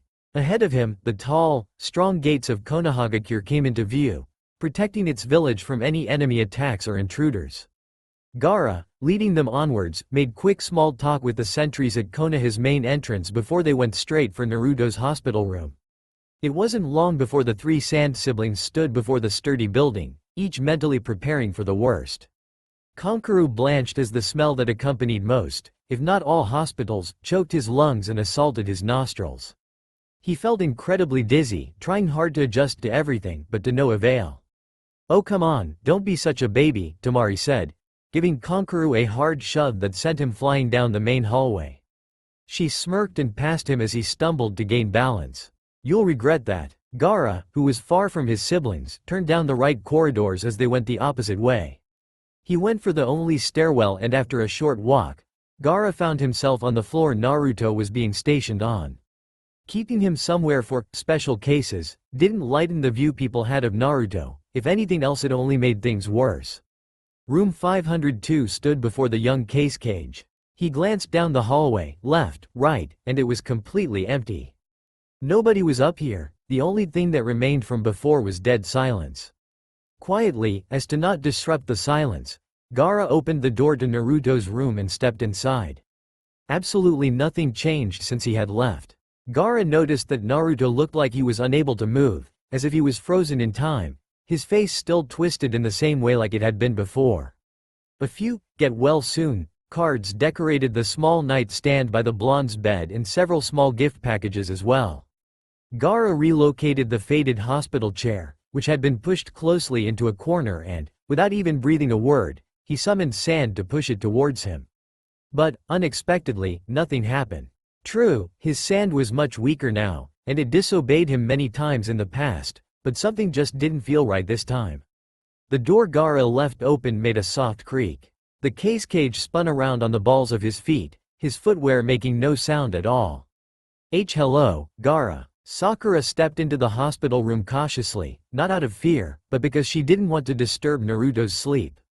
Clasped between her hands was a small, finely packaged gift and it appeared as if someone put a tremendous amount of care into wrapping it. The kunoichi walked up to the blonde's bed, succeeding in breaking down the fidgeting that arose from being under Gaara's emotionless gaze. "You know," she said quietly, yet her words still echoed throughout the room. "Naruto has shown improvement since he became like this." She unwrapped the small package delicately, careful not to rip anything, and gently pulled out a glistening yellow tulip. "This is my fault. That he ended up like this." She placed the flower in a vase that had been placed on the nightstand. The silence that grew between them was unnerving. Sakura felt as if Gaara would kill her, now that she mentioned Naruto's condition was linked to her own mistakes. Gaara himself never moved, nor spoke. Had he been like before, with Shukaku overruling his thoughts, feelings, everything, he would have been angry and somewhat jealous of the attention Naruto was receiving. But now, things were different. This was inevitable, it's no one's fault but the demon sealed inside of him. Sakura nearly froze. She fully expected to be lashed out at. Then, before either ninja harboring great power could blink twice, a cloud of smoke appeared to reveal no other than Kakashi, the copy ninja. Kakashi blinked, clearly not predicting that anyone could be in Naruto's room. He scratched the back of his head sheepishly, greeting both ninja and briefly explaining himself, though he got the feeling that Gaara really didn't care what his excuses were. Moving slowly, Kakashi watched Naruto remain in his unconscious state, completely unaware of what was going on in the world around him. "Gaara," Kakashi finally said, in a calm tone that he used often. "The seal that was placed on Naruto by the fourth Hokage has weakened greatly. Now, as I'm sure you know already, Naruto doesn't give up that easily, but there are chances that—" "Stop that nonsense, Kakashi." Everyone stopped and turned to see Tsunade and Shizune standing the doorway. Had it been anyone annoying and brash, Gaara would have sent them out immediately. There were too many people crowding him now. "All right, step aside," the Hokage commanded as both her and Shizune marched towards Naruto. "We've got something that'll work. Now, everyone please leave." Tsunade turned to the stoic case cage. "Welcome back, Gaara." Gaara nodded but, unlike Kakashi and Sakura, he didn't budge. He was going to stay in the hospital room no matter what, not even the Hokage herself could force him to leave. "Case Cage-sama, if you would please." "I'm sure he'd like to stay here, Shizune," Tsunade interjected. Gaara made no comment, simply watching silently as Tsunade pulled out a thin slip of paper from a medical book Shizune handed her. He could tell that it was sealed and strode over, interested in how things would turn out. Tsunade nodded towards Shizune, who leaned over Naruto's bed and pulled down the thin layer of sheets, revealing tight bandaging around his stomach. She expertly and carefully unwound the thin strips of material, tossing each onto the floor where they would be picked up later. Underneath, from what Gaara could see, lay a fading seal circled by small burn marks. "What are those from?" he asked, unable to help himself. When Shikamaru and Sakura placed special seals on Naruto to prevent his chakra from evolving, they burned his flesh underneath his clothing. He reacted negatively, that's what happened.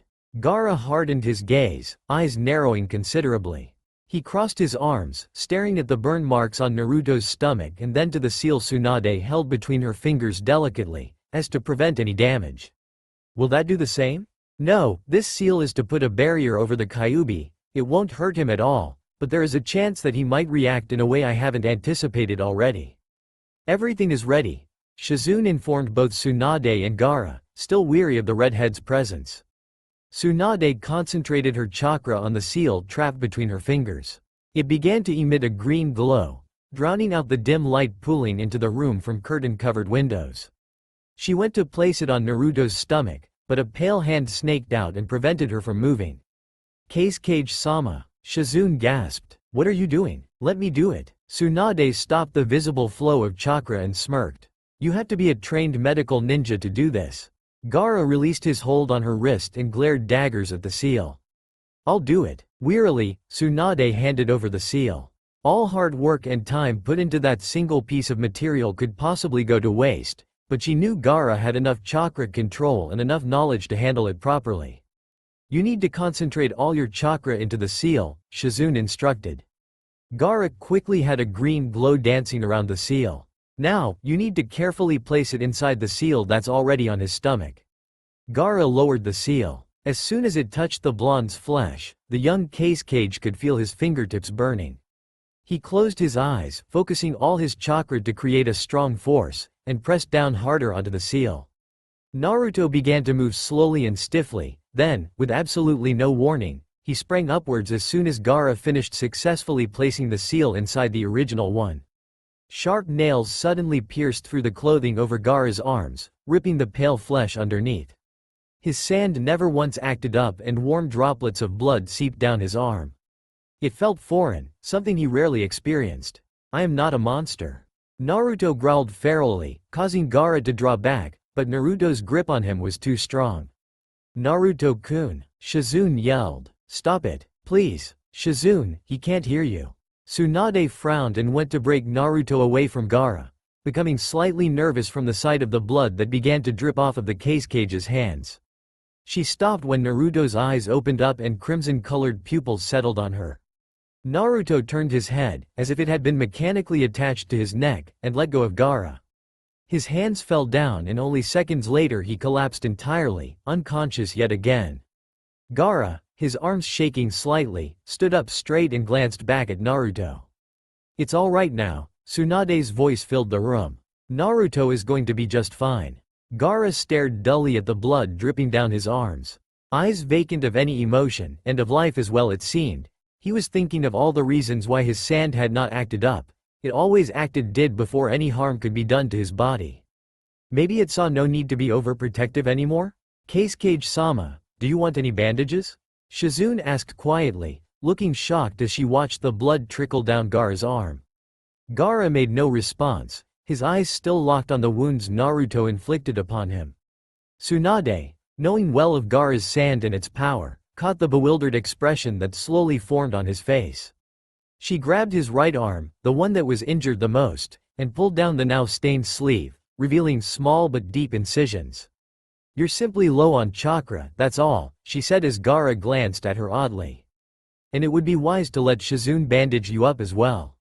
"I'm fine." Tsunade flicked Gaara's arm away, sighing lightheartedly. She held a finger up and waved it from side to side in front of her. "Just like Naruto." Then, she turned away and headed for the only exit to the empty hallway. "You can make sure the kid wakes up then, call for me when he does." And with that, both Tsunade and Shizune left. Gaara pulled down his sleeve, grasping his arm where it hurt the most and strode over to the faded hospital chair. By now, the blood in Gaara's wounds had begun to clot, the beginnings of small scabs formed a while later. His swollen skin wept each time he stretched his arms the slightest bit. It felt weird to see Naruto act out in such a violent manner, to even cause someone harm without mentally knowing it. This must have been what the elders and council were so concerned about, that Naruto would turn into some bloodthirsty creature with no control over what he was doing. Naruto would never turn into that, it was impossible, it didn't seem like something imaginable. Kyuubi might have been able to succeed before, but now it was subdued once more. Naruto would be fine. Gaara felt incredibly drained, especially after using such a great amount of his chakra. He almost fell asleep. The melodic beep, beep, beeping that came from several medical devices lulled him into a state of drowsiness. It wasn't long before his eyes closed and sleep took a leap and crept upon him, a sensation Gaara never got quite used to. He fought to stay awake, fending off the sleep, but he gave in after a long struggle. Gaara slept for the first time in days. The hospital door, which Tsunade closed earlier, slowly cracked open, just enough for a slim figure to slip through. Sakura stepped in, another tulip she bought from Ino's family flower shop clasped between her hands. Quietly, she tiptoed closer and closer to the nightstand by Naruto's bed, careful not to wake Gaara, afraid that he may get upset. She maneuvered around the sleeping cage, placing the tulip Ino herself asked to be brought to Naruto in an already occupied vase. She stepped backwards, noticing discarded bandages strewn about under Naruto's bed, and picked them up. Sakura, now with an armful of the used bandages, walked as silently as she could and dumped them in a small waste basket. The room was rather pale, so the kunoichi busied herself with opening Naruto's only window, visibly wincing as it made a loud screech. Sakura spun around, her eyes darting from Gaara to Naruto, hoping with all her heart that she hadn't woken either of them. Naruto began to mumble incoherent words, and within seconds Sakura was at his bedside, panic rising like lava from inside her stomach. Was he alright? You are really loud. Sakura jumped, nearly screaming, as Gaara's calm yet slightly annoyed voice cut through the hospital room like a sharp razor. His eyes were only opened to form small slits, and he was slumped back in his chair, something Sakura had only seen Tsunade do before. I'm sorry to have woken you. She apologized just as Naruto began moving from within his bed. Gaara sat up in a flash, traveling from his chair to the occupied hospital bed in mere seconds. His speed was astounding, Sakura noticed, but she too was more concerned about her friend than anything and rushed to Naruto, leaning over him and looking for any serious injuries. His response to the seal isn't bad, there are no signs of burning, bruising, or anything else, she inquired, studying the seal to make sure she was right. Naruto is going to be awake soon. I'll go get Tsunade-sensei and Shizune. Gaara nodded, watching Naruto closely as he showed signs of waking up. Sakura bounded out of the room, her legs carrying her at high speeds down several hospital floors as she searched for Tsunade and Shizune. Back in room 502, Naruto slowly began to open his eyes.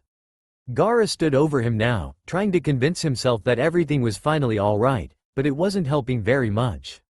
Naruto shut his eyes just as they were about to open, then, nearly smashing into Gaara, he sprang awake. Whoa, he yelled, where am I? Then, turning to his right, he noticed the young cage and jumped back, confused and surprised at the same time. Gaara, what are you doing here? What's going on? So he doesn't remember anything. Gaara stepped back and frowned as Naruto tried to pull himself out of the bed, oblivious to what happened and the wounds on his stomach. It was clear that Naruto didn't feel as much pain as he should, somehow only making things worse for the blonde. You really shouldn't be moving, Gaara said as Naruto looked at him strangely. Your stomach, it is injured. Naruto looked down and his face bunched up automatically.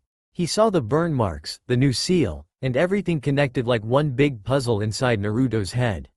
He slumped back down and turned on his side, away from Gaara, looking at nothing but a blank wall. The room fell eerily and uncomfortably quiet. So what happened this time? The blonde asked, his voice hoarse, never once did he blink. Gaara was stumped. He felt rather guilty for pointing out what happened so suddenly, and he was never one to lighten the mood. He was at a loss, but hesitantly moved to the other side of Naruto's bed. What happened wasn't your fault, he stated while leaning against the wall Naruto had been staring at. Distant blue eyes looked up at him questioningly, putting Gaara on the spot. You are not the one to blame. Naruto pushed himself back up and laughed, but it only turned into violent coughing. Gaara pushed himself away from the wall as crimson was spat out from Naruto's mouth, unsure if the blonde was really alright or just there to say goodbye before Kyuubi took over. The door Sakura didn't bother to close in her rush to find Tsunade creaked loudly open and in stepped all three medic kunoichi, each looking worried. Naruto was swarmed and Gaara was nearly pushed out of the way. Sakura held the blonde up by the back as Tsunade checked over the seal she had made herself.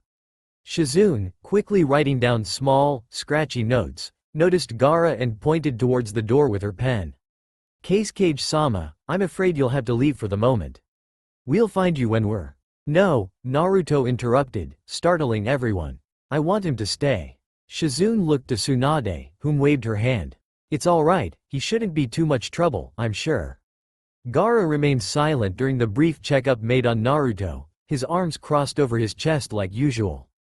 When everything was finished and the door shut, Naruto jumped out of bed and went straight for the presents that had been given to him by his friends and other citizens of Konohagakure that cared about his health. Alright, instant ramen from Iruka-sensei. He opened up presents sent to him by Hinata, Shikamaru, Choji, Tenten, Lee, Kakashi, Sakura, and even something from Jiraiya, though on the tag it said Naruto owed him money for the gift. Completely opened presents and several piles of wrapping paper later, Naruto found himself with nothing to do and an empty stomach to accompany his boredom. Gaara tossed all the wrapping paper in the garbage, filling it to the top, and walked back to Naruto just as loud rumbling noises echoed all around. Oops. Naruto looked down at his stomach and sheepishly smiled. I guess I'm kind of hungry. He went to the open window and was about to jump out, but Gaara simply pulled him back inside the building. The Hokage said you have to wait 5 days before moving, remember? Old lady Tsunade always says that. Naruto tried to flee once more, but Gaara gave him a warning glare. It's only for ramen, I swear. And besides, it won't take that long, I'll be back before you know it. Gaara, having rested and regained most of his chakra, simply summoned his sand, guiding Naruto back to his bed on a platform of concentrated minerals. The blonde crossed his arms and began to pout, his stomach growling ferally. This isn't fair, you know.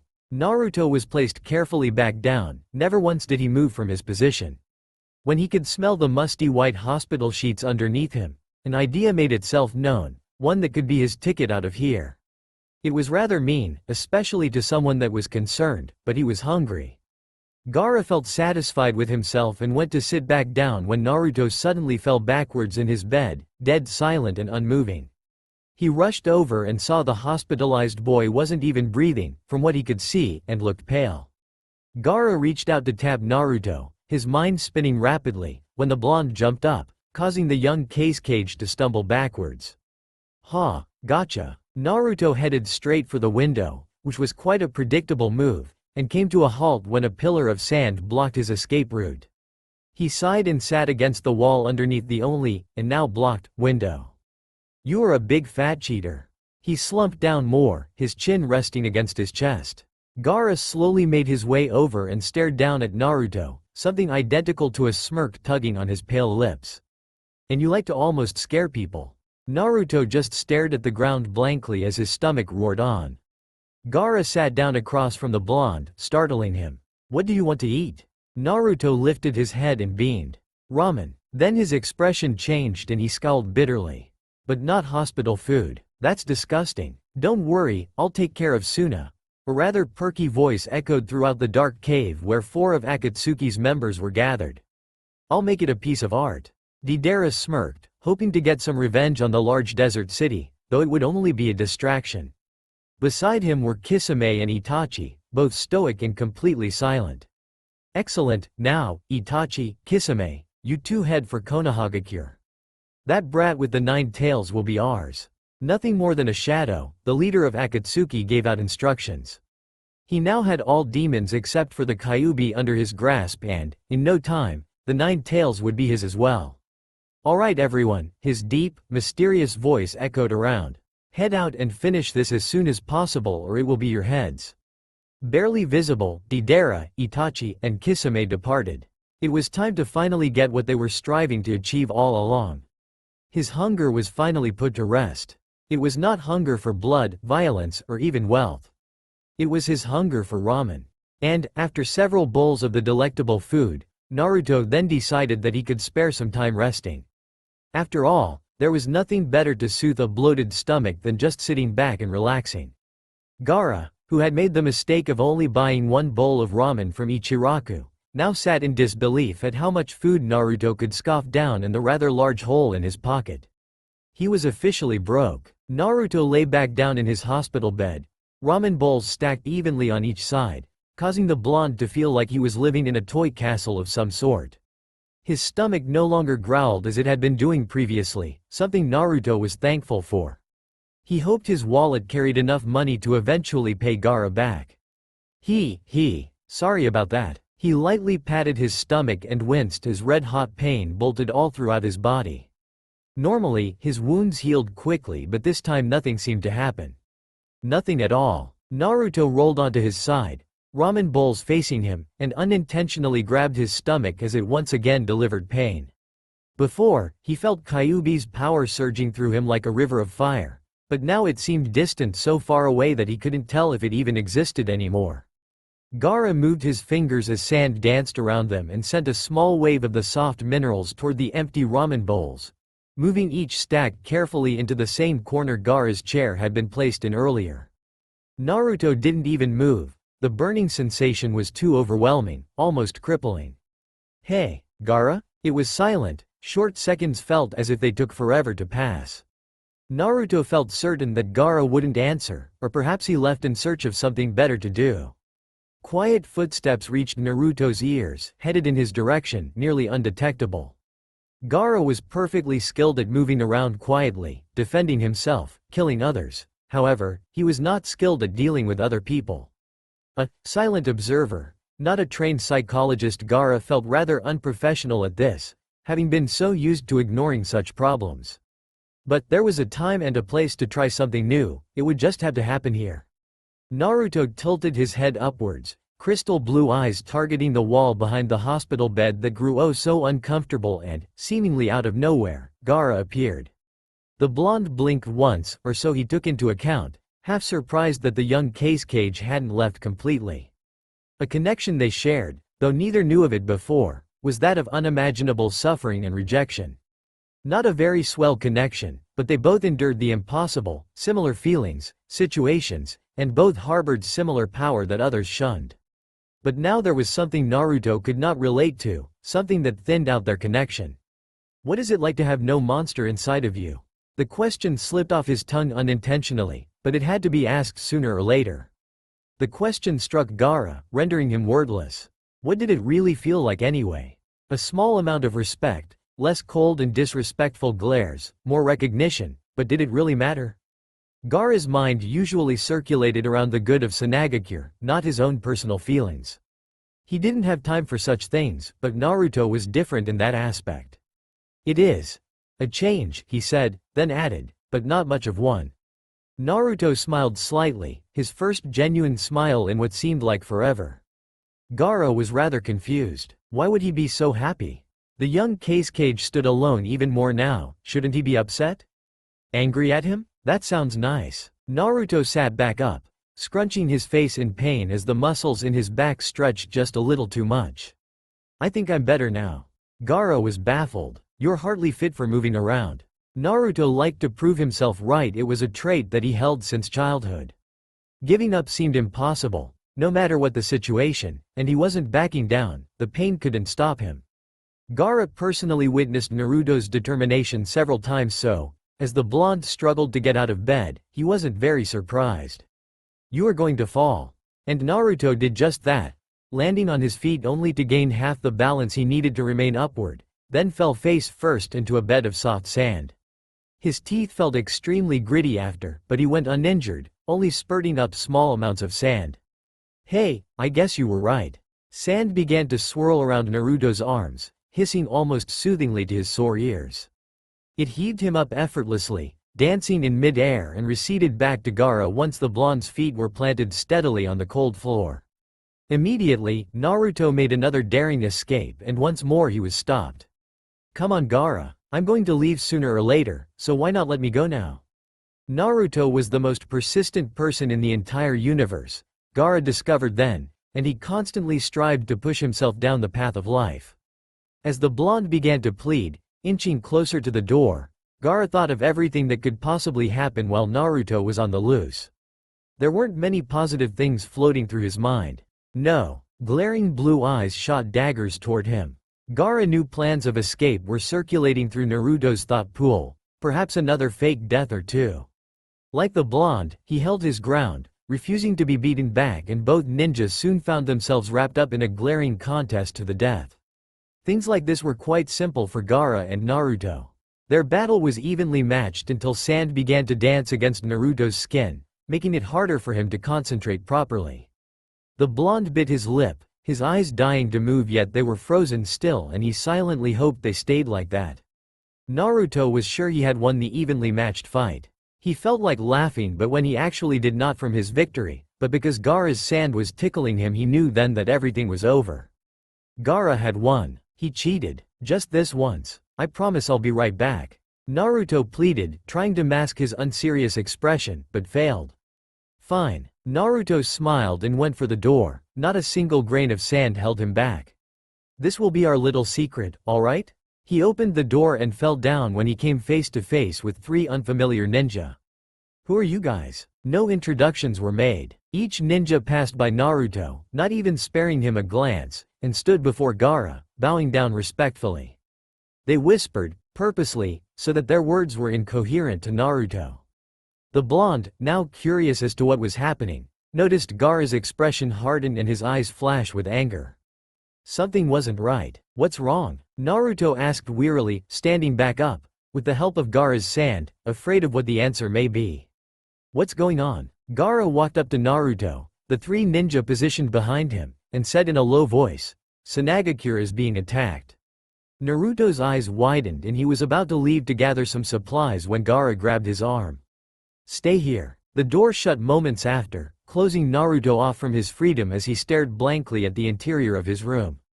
Hurried footsteps echoed down the hallways, and once they faded completely, Naruto went to his window, lazily looking down upon Konohagakure. Only a few minutes passed, Naruto figured, before sharp knocking on his door snapped him out of his vacant stupor. He opened it, expecting Gaara or maybe Tsunade to be there, but all he saw were two tall figures before everything went as black as the night. Deidara laughed as howling wind whirled all around him. He managed to make one more homing missile out of finely constructed clay, sending it into Sanagakure's strong sand and mud walls. So far, nobody had been eliminated as planned, and from what he could see while floating on his crafted bird, Gaara was on his way. Perfect. Thick plumes of dust polluted the air as Deidara blasted another hole through Suna's thick walls, damaging them tremendously. He was enjoying himself beyond imagination, watching as people ran about like the little ants he saw them as. When he was finished, this place would be a perfect picture of destruction.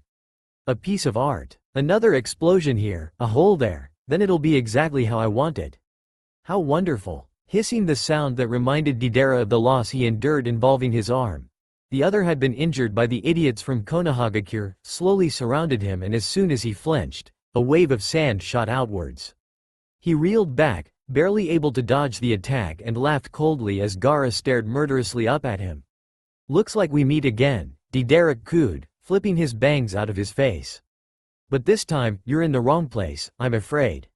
The hardened expression on Gaara's face was clearly visible and made the Akatsuki member laugh more. "Oh, you don't know about it, yeah." Gaara unwrapped his crossed arms and prepared for another fight with the artist of Akatsuki, standing up straight on his platform of floating sand. He knew not of what Deidara was talking about, but something was terribly amiss. "What are you babbling about?" Deidara laughed again as more sand shot his way. "Poor, childish Cage is too late, for his little friend that is." All confusion dropped like a boulder into a deep lake as Gaara pieced everything together. Anger gripped him and the sand acted out, surround Deidara. Sanagakure wasn't the target this time, it had been used merely as a distraction. His sand aimed to kill, but Deidara left and all explosions ceased. Gaara clenched his fists and immediately returned to a panicking Sanagakure, shouting out orders, and gathering likely leaders to monitor the village, and set back off to Konoha.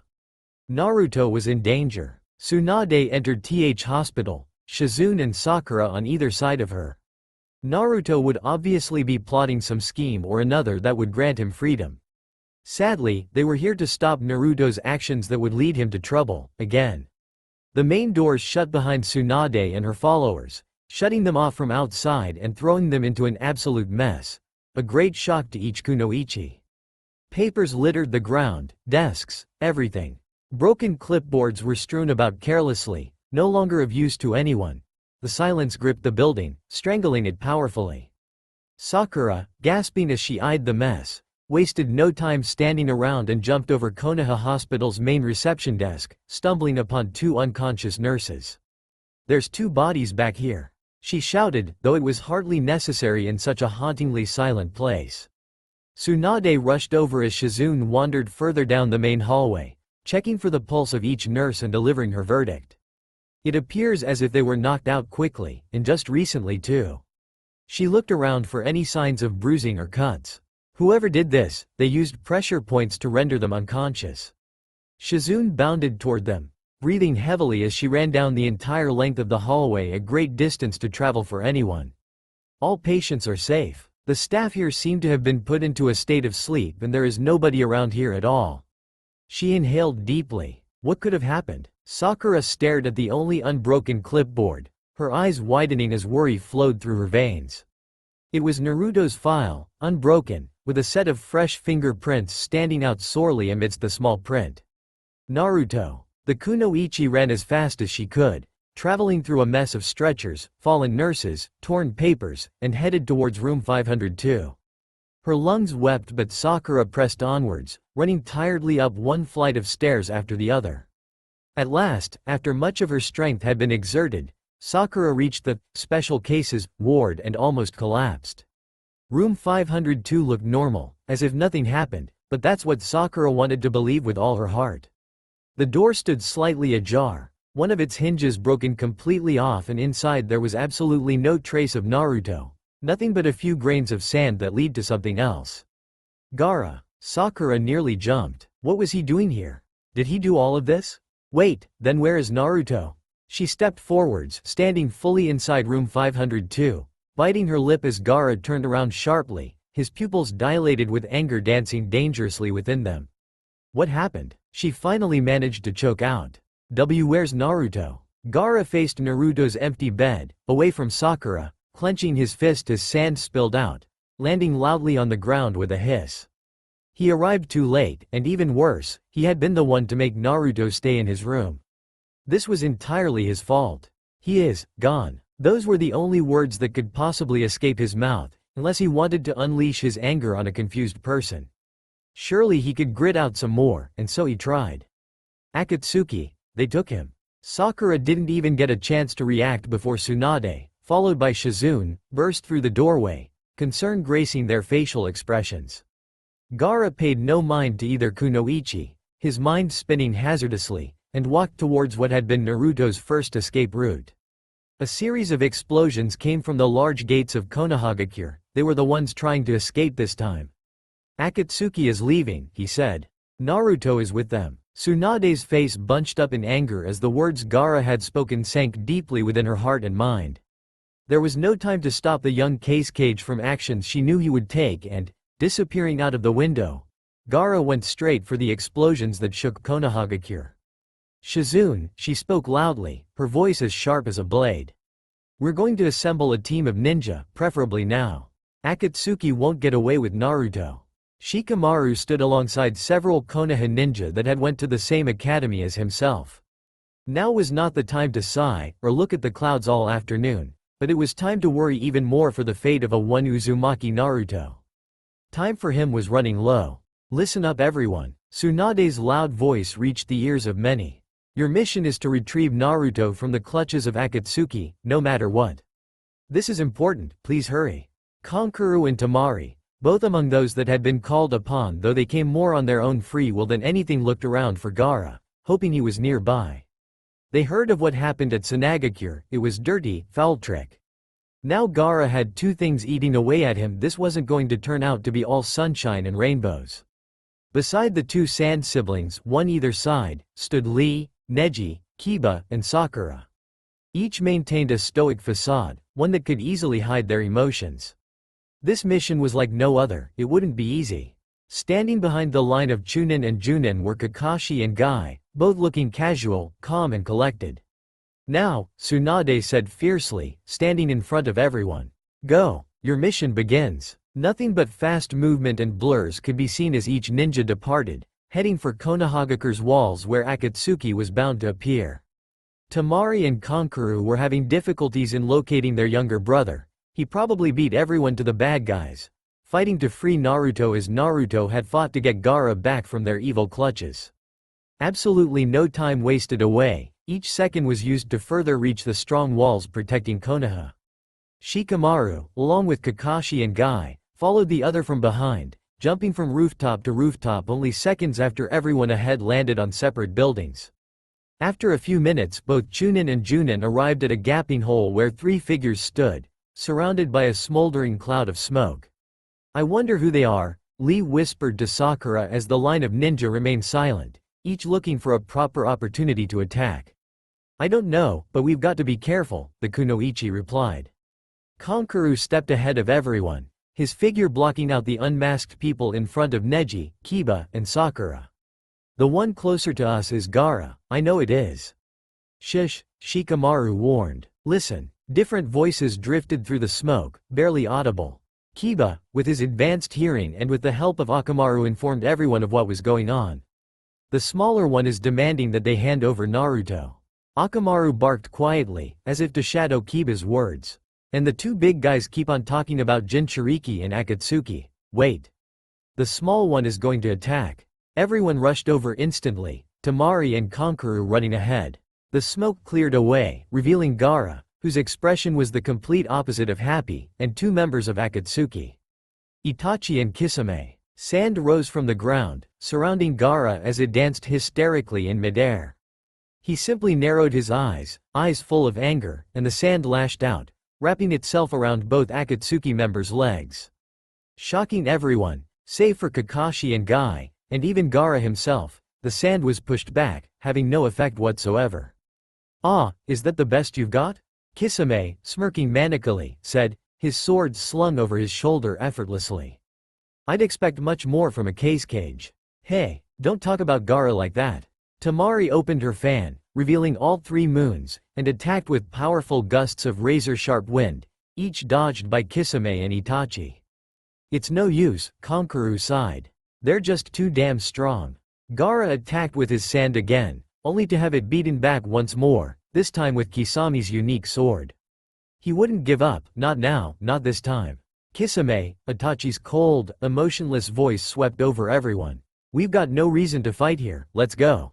The tall missing nin looked disappointed, but remained happy with the nice prize they had captured. He smirked, especially cold towards Gaara, and together both himself and Itachi disappeared in a whirl of leaves with an unconscious Naruto held under his right arm. Everyone but Shikamaru, Temari, and Kankuro knew where to go next. We're going to Akatsuki, to their lair, Kakashi said seriously.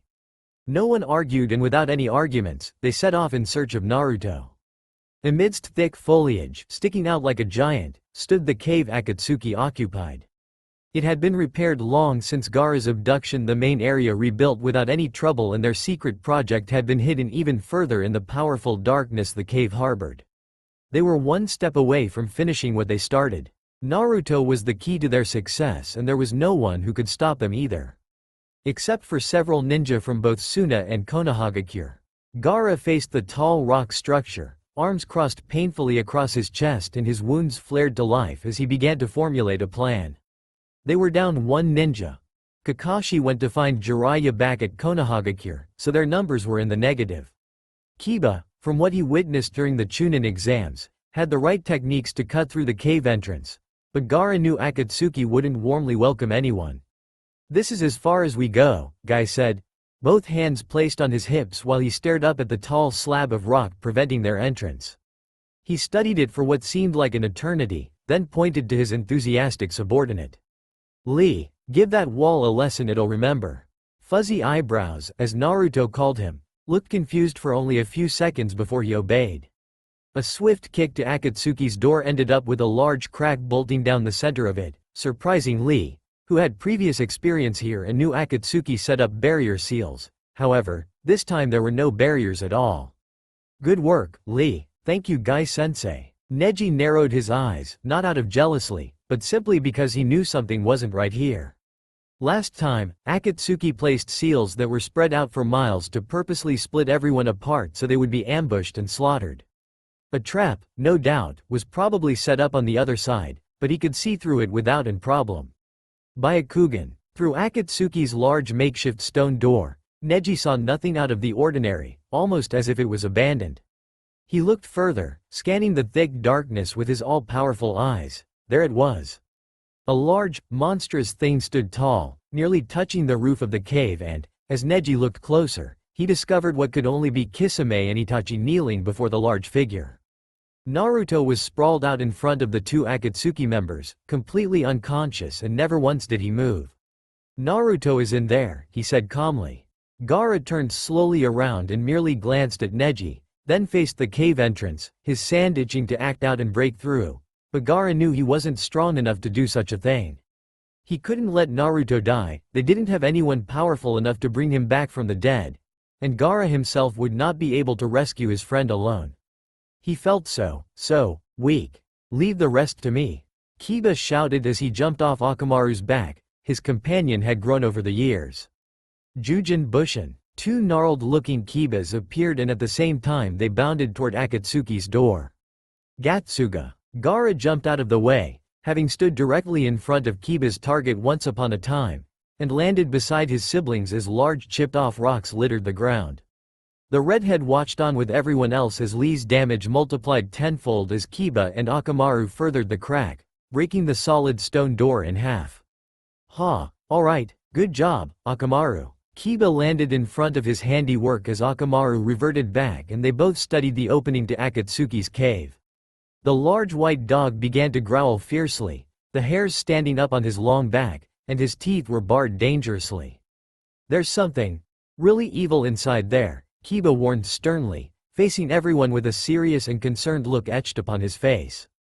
"Akamaru can sense it. We better hurry. Everyone listen up." Guy's voice boomed in the eerie silence around them. "Proceed with extreme caution. Akatsuki is not something to take lightly. Be prepared for an attack at all times. Nobody leaves until we get Naruto out of there." Lee saluted and everyone, including Gaara, nodded in understanding. Sakura took out one of her kunai, as did Shikamaru and Neji, each ninja possessing a strong grasp over their deadly weapon of choice. Gaara, along with Tamari and Kankuro, readied themselves, their sharp reflexes which served as a key to winning any battle due to their large weapons. Their tools of trade were not small, sharp objects, but something more. Kiba took the lead, though Gaara had clearly planned on doing that instead, and directed the group of well-skilled ninja into Akatsuki's lair. Darkness engulfed them, dulling their senses, making everyone feel on edge, yet they still pressed on. They were determined to find Naruto.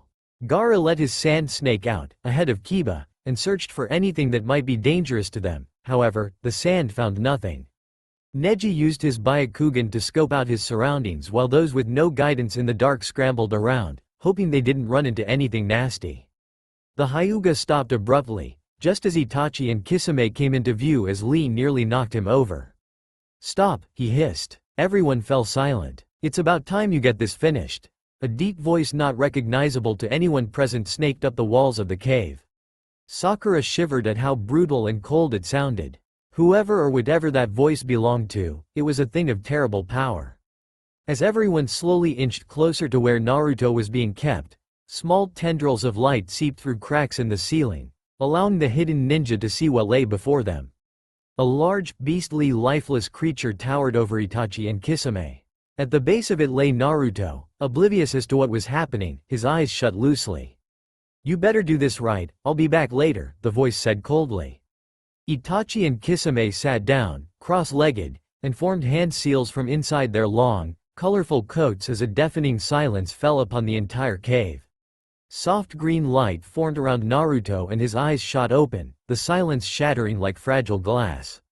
Ah, ah. Gaara felt his nails dig into the palms of his hands numbly, the sand never once preventing him from doing so, and soon he was able to feel droplets of blood pool into his palm where it then slowly dripped onto the cold floor. He couldn't stand watching this. Why wasn't anyone doing something? Temari turned to Gaara, but he wasn't there. She squinted her eyes, panic rising tremendously from inside of her, and found him running towards both Akatsuki members without a care, his sand swirling around him like a tornado. Ah! Naruto's screaming echoed through Gaara's head, muffling out the sound of his blood pounding in his ears. He wanted to kill those men for what they were doing, it wasn't right and Naruto didn't deserve to have such a painful thing happen to him. Itachi held his hand formation, never moving an inch, and simply turned his head as Gaara charged toward him. He blinked one and within seconds his crimson eyes were revealed. Gaara froze immediately afterwards, mid-step, his entire body paralyzed as Itachi's Sharingan trapped him within its incredible and deadly power. Gaara, Temari and Kankuro yelled in union. Ah! Naruto's screams sounded less and less painful. Gaara could barely hear anything now, he felt like he was being pulled from his body slowly, as if on purpose. Pain snaked through him, starting from his temples. It was crippling and he couldn't move to stop it. Itachi moved to the left, revealing Naruto, so that Gaara witnessed the life in Kyuubi being drained from the blonde's injured body. It looks like the little runt can't be helped, how sad, Kisame remarked, still concentrated on his work. He suddenly jumped backwards, as did Itachi, breaking their spell on Naruto. Kunai rained down where both Akatsuki members had once sat, each aimed expertly, and would have killed them had they been any other ninja. The green flow surrounding Naruto evaporated, his screaming completely stopped. Gaara was freed from his frozen state and fell down, his entire body shaking uncontrollably. He couldn't move, no matter how hard he tried. Itachi looked up at the ceiling, his unemotional eyes scanning the darkness. He ignored several of the ninja Lee, Neji, and Kiba that ran at him and, in mere seconds, he emptied his hands of multiple shuriken that had been hidden under his long sleeves. A figure fell down, hidden in the darkness, turning into a finely cut log. The ninja up there were toying with him. Temari and Kankuro ran for their younger sibling but were fended off by Kisame, his deadly sword nearly turning them into small bite-sized pieces. They jumped backwards, where Shikamaru analyzed their situation, and not too long after, the ninja whom charged Itachi appeared, uninjured but out of breath. Realizing no attacks would be made by their hidden assailants, Itachi swiftly moved to grab Naruto as a hostage, but before he even had a chance to turn the tables, a whirl of leaves appeared. Someone jumped down from behind him, putting Itachi in a somewhat difficult position. It bothered him not, he could handle anything. Jiraiya shielded Naruto, his eyes narrowed to small slits. He was prepared to face these most well-known and dangerous opponents. Kakashi took out one of his kunai, holding it in front of him, and revealed his hidden eye. They weren't going to let Akatsuki get off so easily, especially with Itachi and Kisame around. It was time to put an end to this. Gaara struggled to pull himself up. With Kisame's back to him and Itachi surrounded, he had a chance to get Naruto, but his body was still shaking. The blonde wasn't too far away from Gaara, only about 2 meters separated them, making it possible for his sand to reach Naruto and lift him from behind Kisame. But the swordsman wouldn't let him by that easily. Jiraiya, standing in front of Naruto's body, saw Gaara's darkened form slip and fall each time he tried to get back up. Then, his sharp eyes noticed tendrils of sand creeping forward, using the dark as a disguise, headed straight for Naruto. Just what the hell is that kid thinking?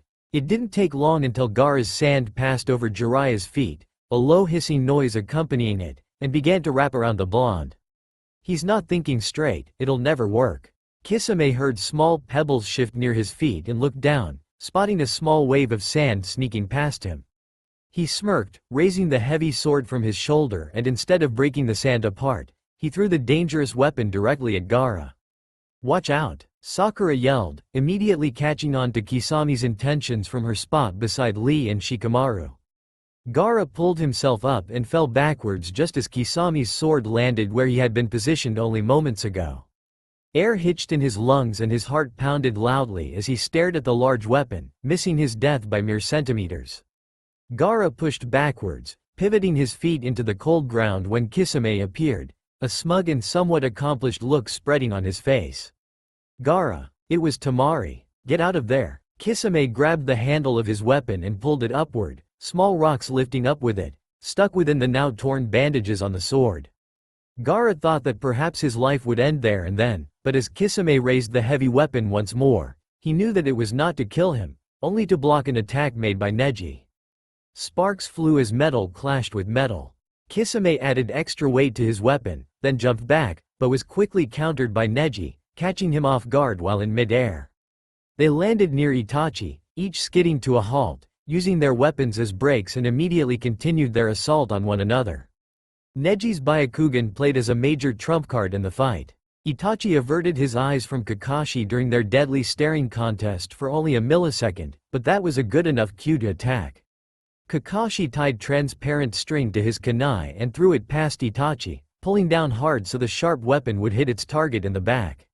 Itachi didn't move at all. It was quite a predictable move, so he simply used his last shuriken to knock Kakashi's blade in a different direction. Kakashi pulled away, and just like he expected, Itachi came at him. He kicked out at the deadly Uchiha as a distraction, then threw his kunai directly towards those dangerous eyes many feared and hated. His aim was accurate, the kunai struck Itachi, or so Kakashi hoped. Itachi fell to the ground, face up, eyes closed. Cautiously, Kakashi approached, his only open eye looking closely for any signs of life, though he knew that simply scratching an Akatsuki member's face did not mean they were dead. Once he was almost above the missing nin, Kakashi jumped back suddenly as Itachi sprang up, his eyes stained crimson, the Sharingan completely activated. The cave swirled out of focus, a world almost no one lived through came into view. Cold gripped his heart and fear was induced as Itachi took control, spreading haunting images through him like a wildfire. Horrible past events, ones that lingered in the depths of his mind, surfaced, coming back to haunt him. Familiar little images, aren't they? Itachi spoke smoothly. Every color became inverted, nothing but blue, white, and black flamed around Kakashi. He fought to move, his limbs iced over and unmoving. There was no escaping. Itachi materialized, nothing more than a shadow with piercing eyes, and stalked towards Kakashi with unspoken cruelty glistening in his crimson orbs. "We can't let you take Naruto back. It would be rather unnecessary if you did. We've got more need for him now than you." Itachi took out a glistening kunai and waved it threateningly over Kakashi's stomach. "And you're being quite bothersome, Kakashi." "Perhaps." Jiraiya acted quickly once Kakashi's body began to shake. He unraveled one of 3 scrolls attached to his back, the finely made parchment flapping loudly throughout the cave as Jiraiya bit his finger, making a trail of crimson over neatly painted symbols. However, Kisame noticed the older ninja's summon technique and threw a black metal shuriken before Jiraiya could complete his special technique. Neji lashed out as the missing nin turned his attention away from him, but was violently kicked into a cave wall without warning. Kiba and Akamaru took over, distracting Kisame from Jiraiya as Tamari, Kankuro, and Guy began to attack him from all angles. Jiraiya flipped his scroll away and ran for Kakashi's fallen kunai with the transparent string tied to it. He tossed the sharp blade upward, catching it with his left hand and aimed for Itachi, causing him to release the copy ninja. There were no weapons thrown at him from Kisame this time, so it was safe for him to assist in taking Itachi down. Kakashi stumbled, nearly falling face first into the ground as Itachi's Sharingan came undone. All inverted colors faded away shortly after. The silver-haired ninja regained his balance and composure, refusing to cover up his own Sharingan eye, even though it used up his energy tenfold to what he usually expended. Lee and Sakura, who remained out of the fighting, headed for Naruto. Sakura skillfully dodged an attack from Kisame, the deadly sword almost grazing the small of her back. Lee kept a sharp eye out for danger, ready to defend the kunoichi at any second. They passed a struggling Gaara, who nearly had himself standing, and reached Naruto shortly after. Sakura now knew of what happened to the people known as Jinchuriki once Akatsuki reached them. She witnessed it personally and wished for it to never take place again. The fact that Naruto, someone who had stuck up for her no matter what, would be ice-cold dead was not a thought Sakura wanted stuck inside of her mind. It couldn't be possible. Naruto never gave up. The kunoichi threw herself down beside Naruto, sharp rocks tearing the flesh on her knees like glass, and immediately checked for a pulse as her heart beat at a rapid pace. Lee watched, his overly large eyes hardening as he waited for good news. It had to be good news. Guys like Naruto with the good guy pose never gave up on life so easily. Guy-sensei had told him so. He's alive, Sakura said as tears threatened to spill from her emerald eyes. If they had arrived any later, Naruto would have been dead.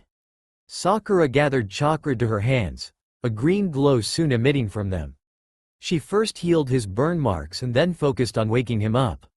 Relief struck her heart as Naruto began to stir, slowly at first, then opened his brilliant blue eyes, confused as to where he was. Naruto, both Lee and Sakura said, happy that their friend was no longer closed off from them. Gaara watched as Naruto looked tiredly around, alive and somewhat well. His arms were the only thing supporting Gaara upward, and much to his dismay, pain bolted outward from his wounds and the shaking returned not too long after. Gaara fell down, flat on his back, the sand surrounding him protectively in case any attacks were made. But he wasn't finished, not yet. He wanted revenge. Now, for both himself and for Naruto as well. Shikamaru smirked to himself as Naruto was helped up by Lee and Sakura.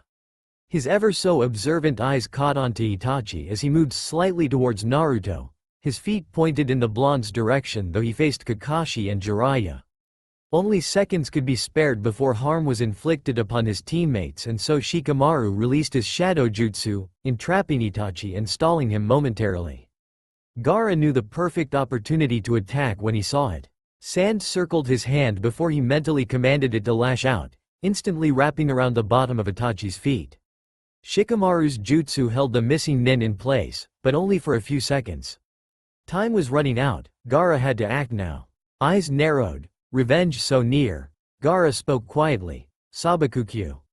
The bones in Itachi's feet were crushed within seconds, sending the powerful Uchiha to his knees involuntarily.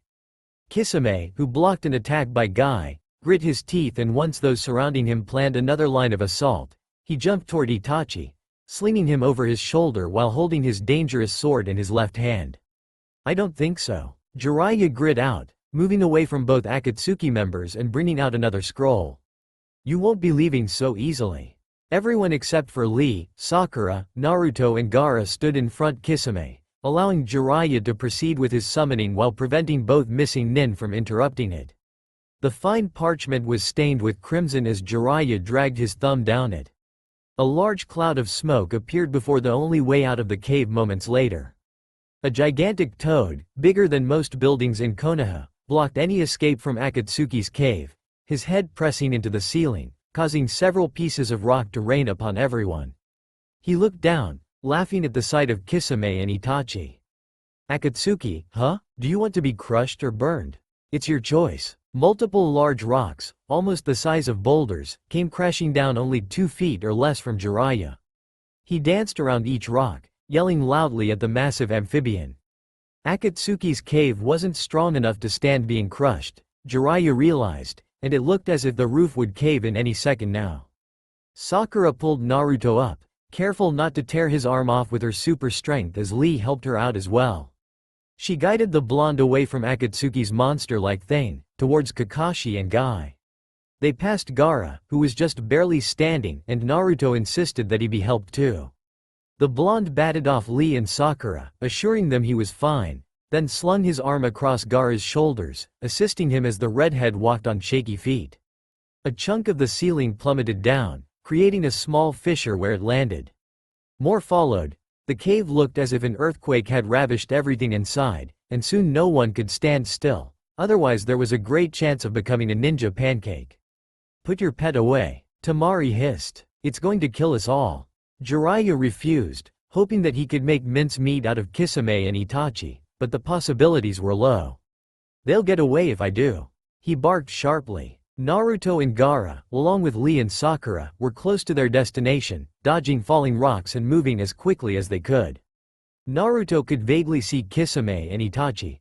The darkness that still lingered blocked their appearance, but it was enough for anger to clip his confusion and drowsiness in half. He handed Gaara over to a perturbed Temari, then ran for the two Akatsuki members despite the warnings everyone shouted. Kakashi appeared in front of him, tired and worn, gripping Naruto's shoulders tightly. "Stop, you're in no shape to go after them, nor do any of us have enough time to fight.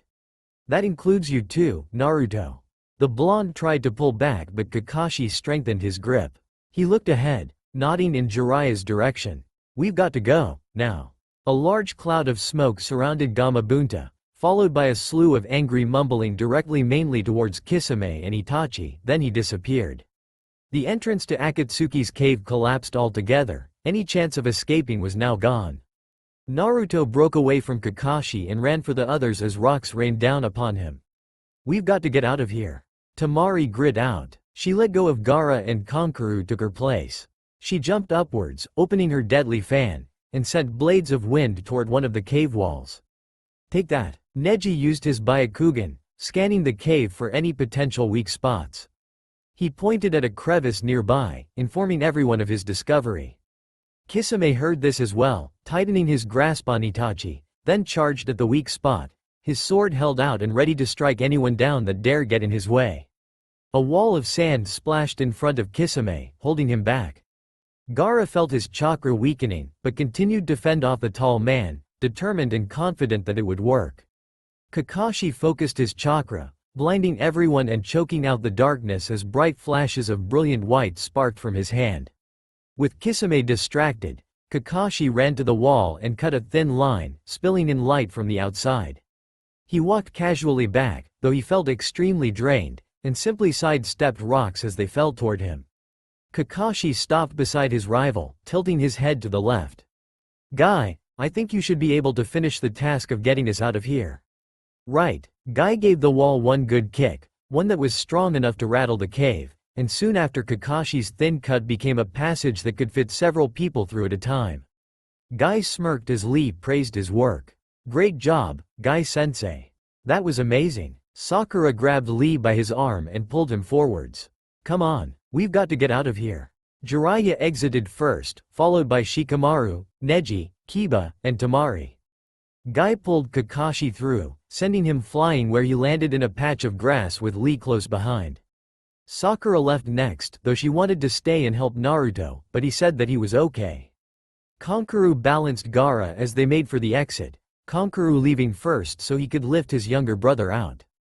Gaara, however, stopped and turned back, extending his hand into the cave and grabbed Naruto, pulling on his arm. All three ninja fell backwards, doing small somersaults as they stumbled out of Akatsuki's cave. Naruto sat up, shaking his head back and forth rapidly, then looked at their escape hole just as a large boulder came crashing down where he had stood only moments ago. "Woo! That was close." He glanced down to where Gaara lay lazily, his eyes staring at nothing but the sky. "Hey, you okay?" Gaara shifted his gaze to the seals and healed burn marks on Naruto's stomach. They had been so close to losing Naruto, even now those gut-wrenching screams were all too fresh, his life had almost been lost. Gaara nodded in a silent reply.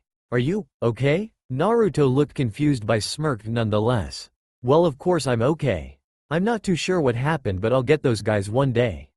He clenched his fists and glared at the cave. "Akatsuki, come on you guys." It was Kankuro, already standing up, both hands extended toward Gaara and Naruto. "We've got to get back to Konohagakure." From inside Akatsuki's cave, Kisame stared blankly at the closed hole. He thrust his sword into the ground and set Itachi down. Naruto got away, their ki got away. Damn brats. Konohagakure had been repaired. The tall, wooden walls were patched up and all those inhabiting Konoha settled back down, no longer afraid, no longer angry. A large welcoming party was gathered outside the village gates, most of the people ninja, others simply villagers that gained respect for Naruto over a small period of time. Tsunade, along with Iruka, Shizune, and all the village elders, stood at the front of everyone.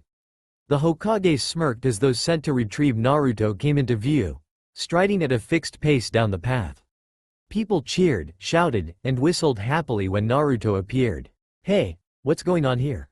the blonde asked, terribly confused as to why everyone was cheering for him. Kakashi put a hand on Naruto's shoulder. "They're here to see you." Tsunade and Iruka stepped forwards, both smiling widely at the blonde. Naruto was completely dumbfounded. So many things had happened and yet nothing made sense.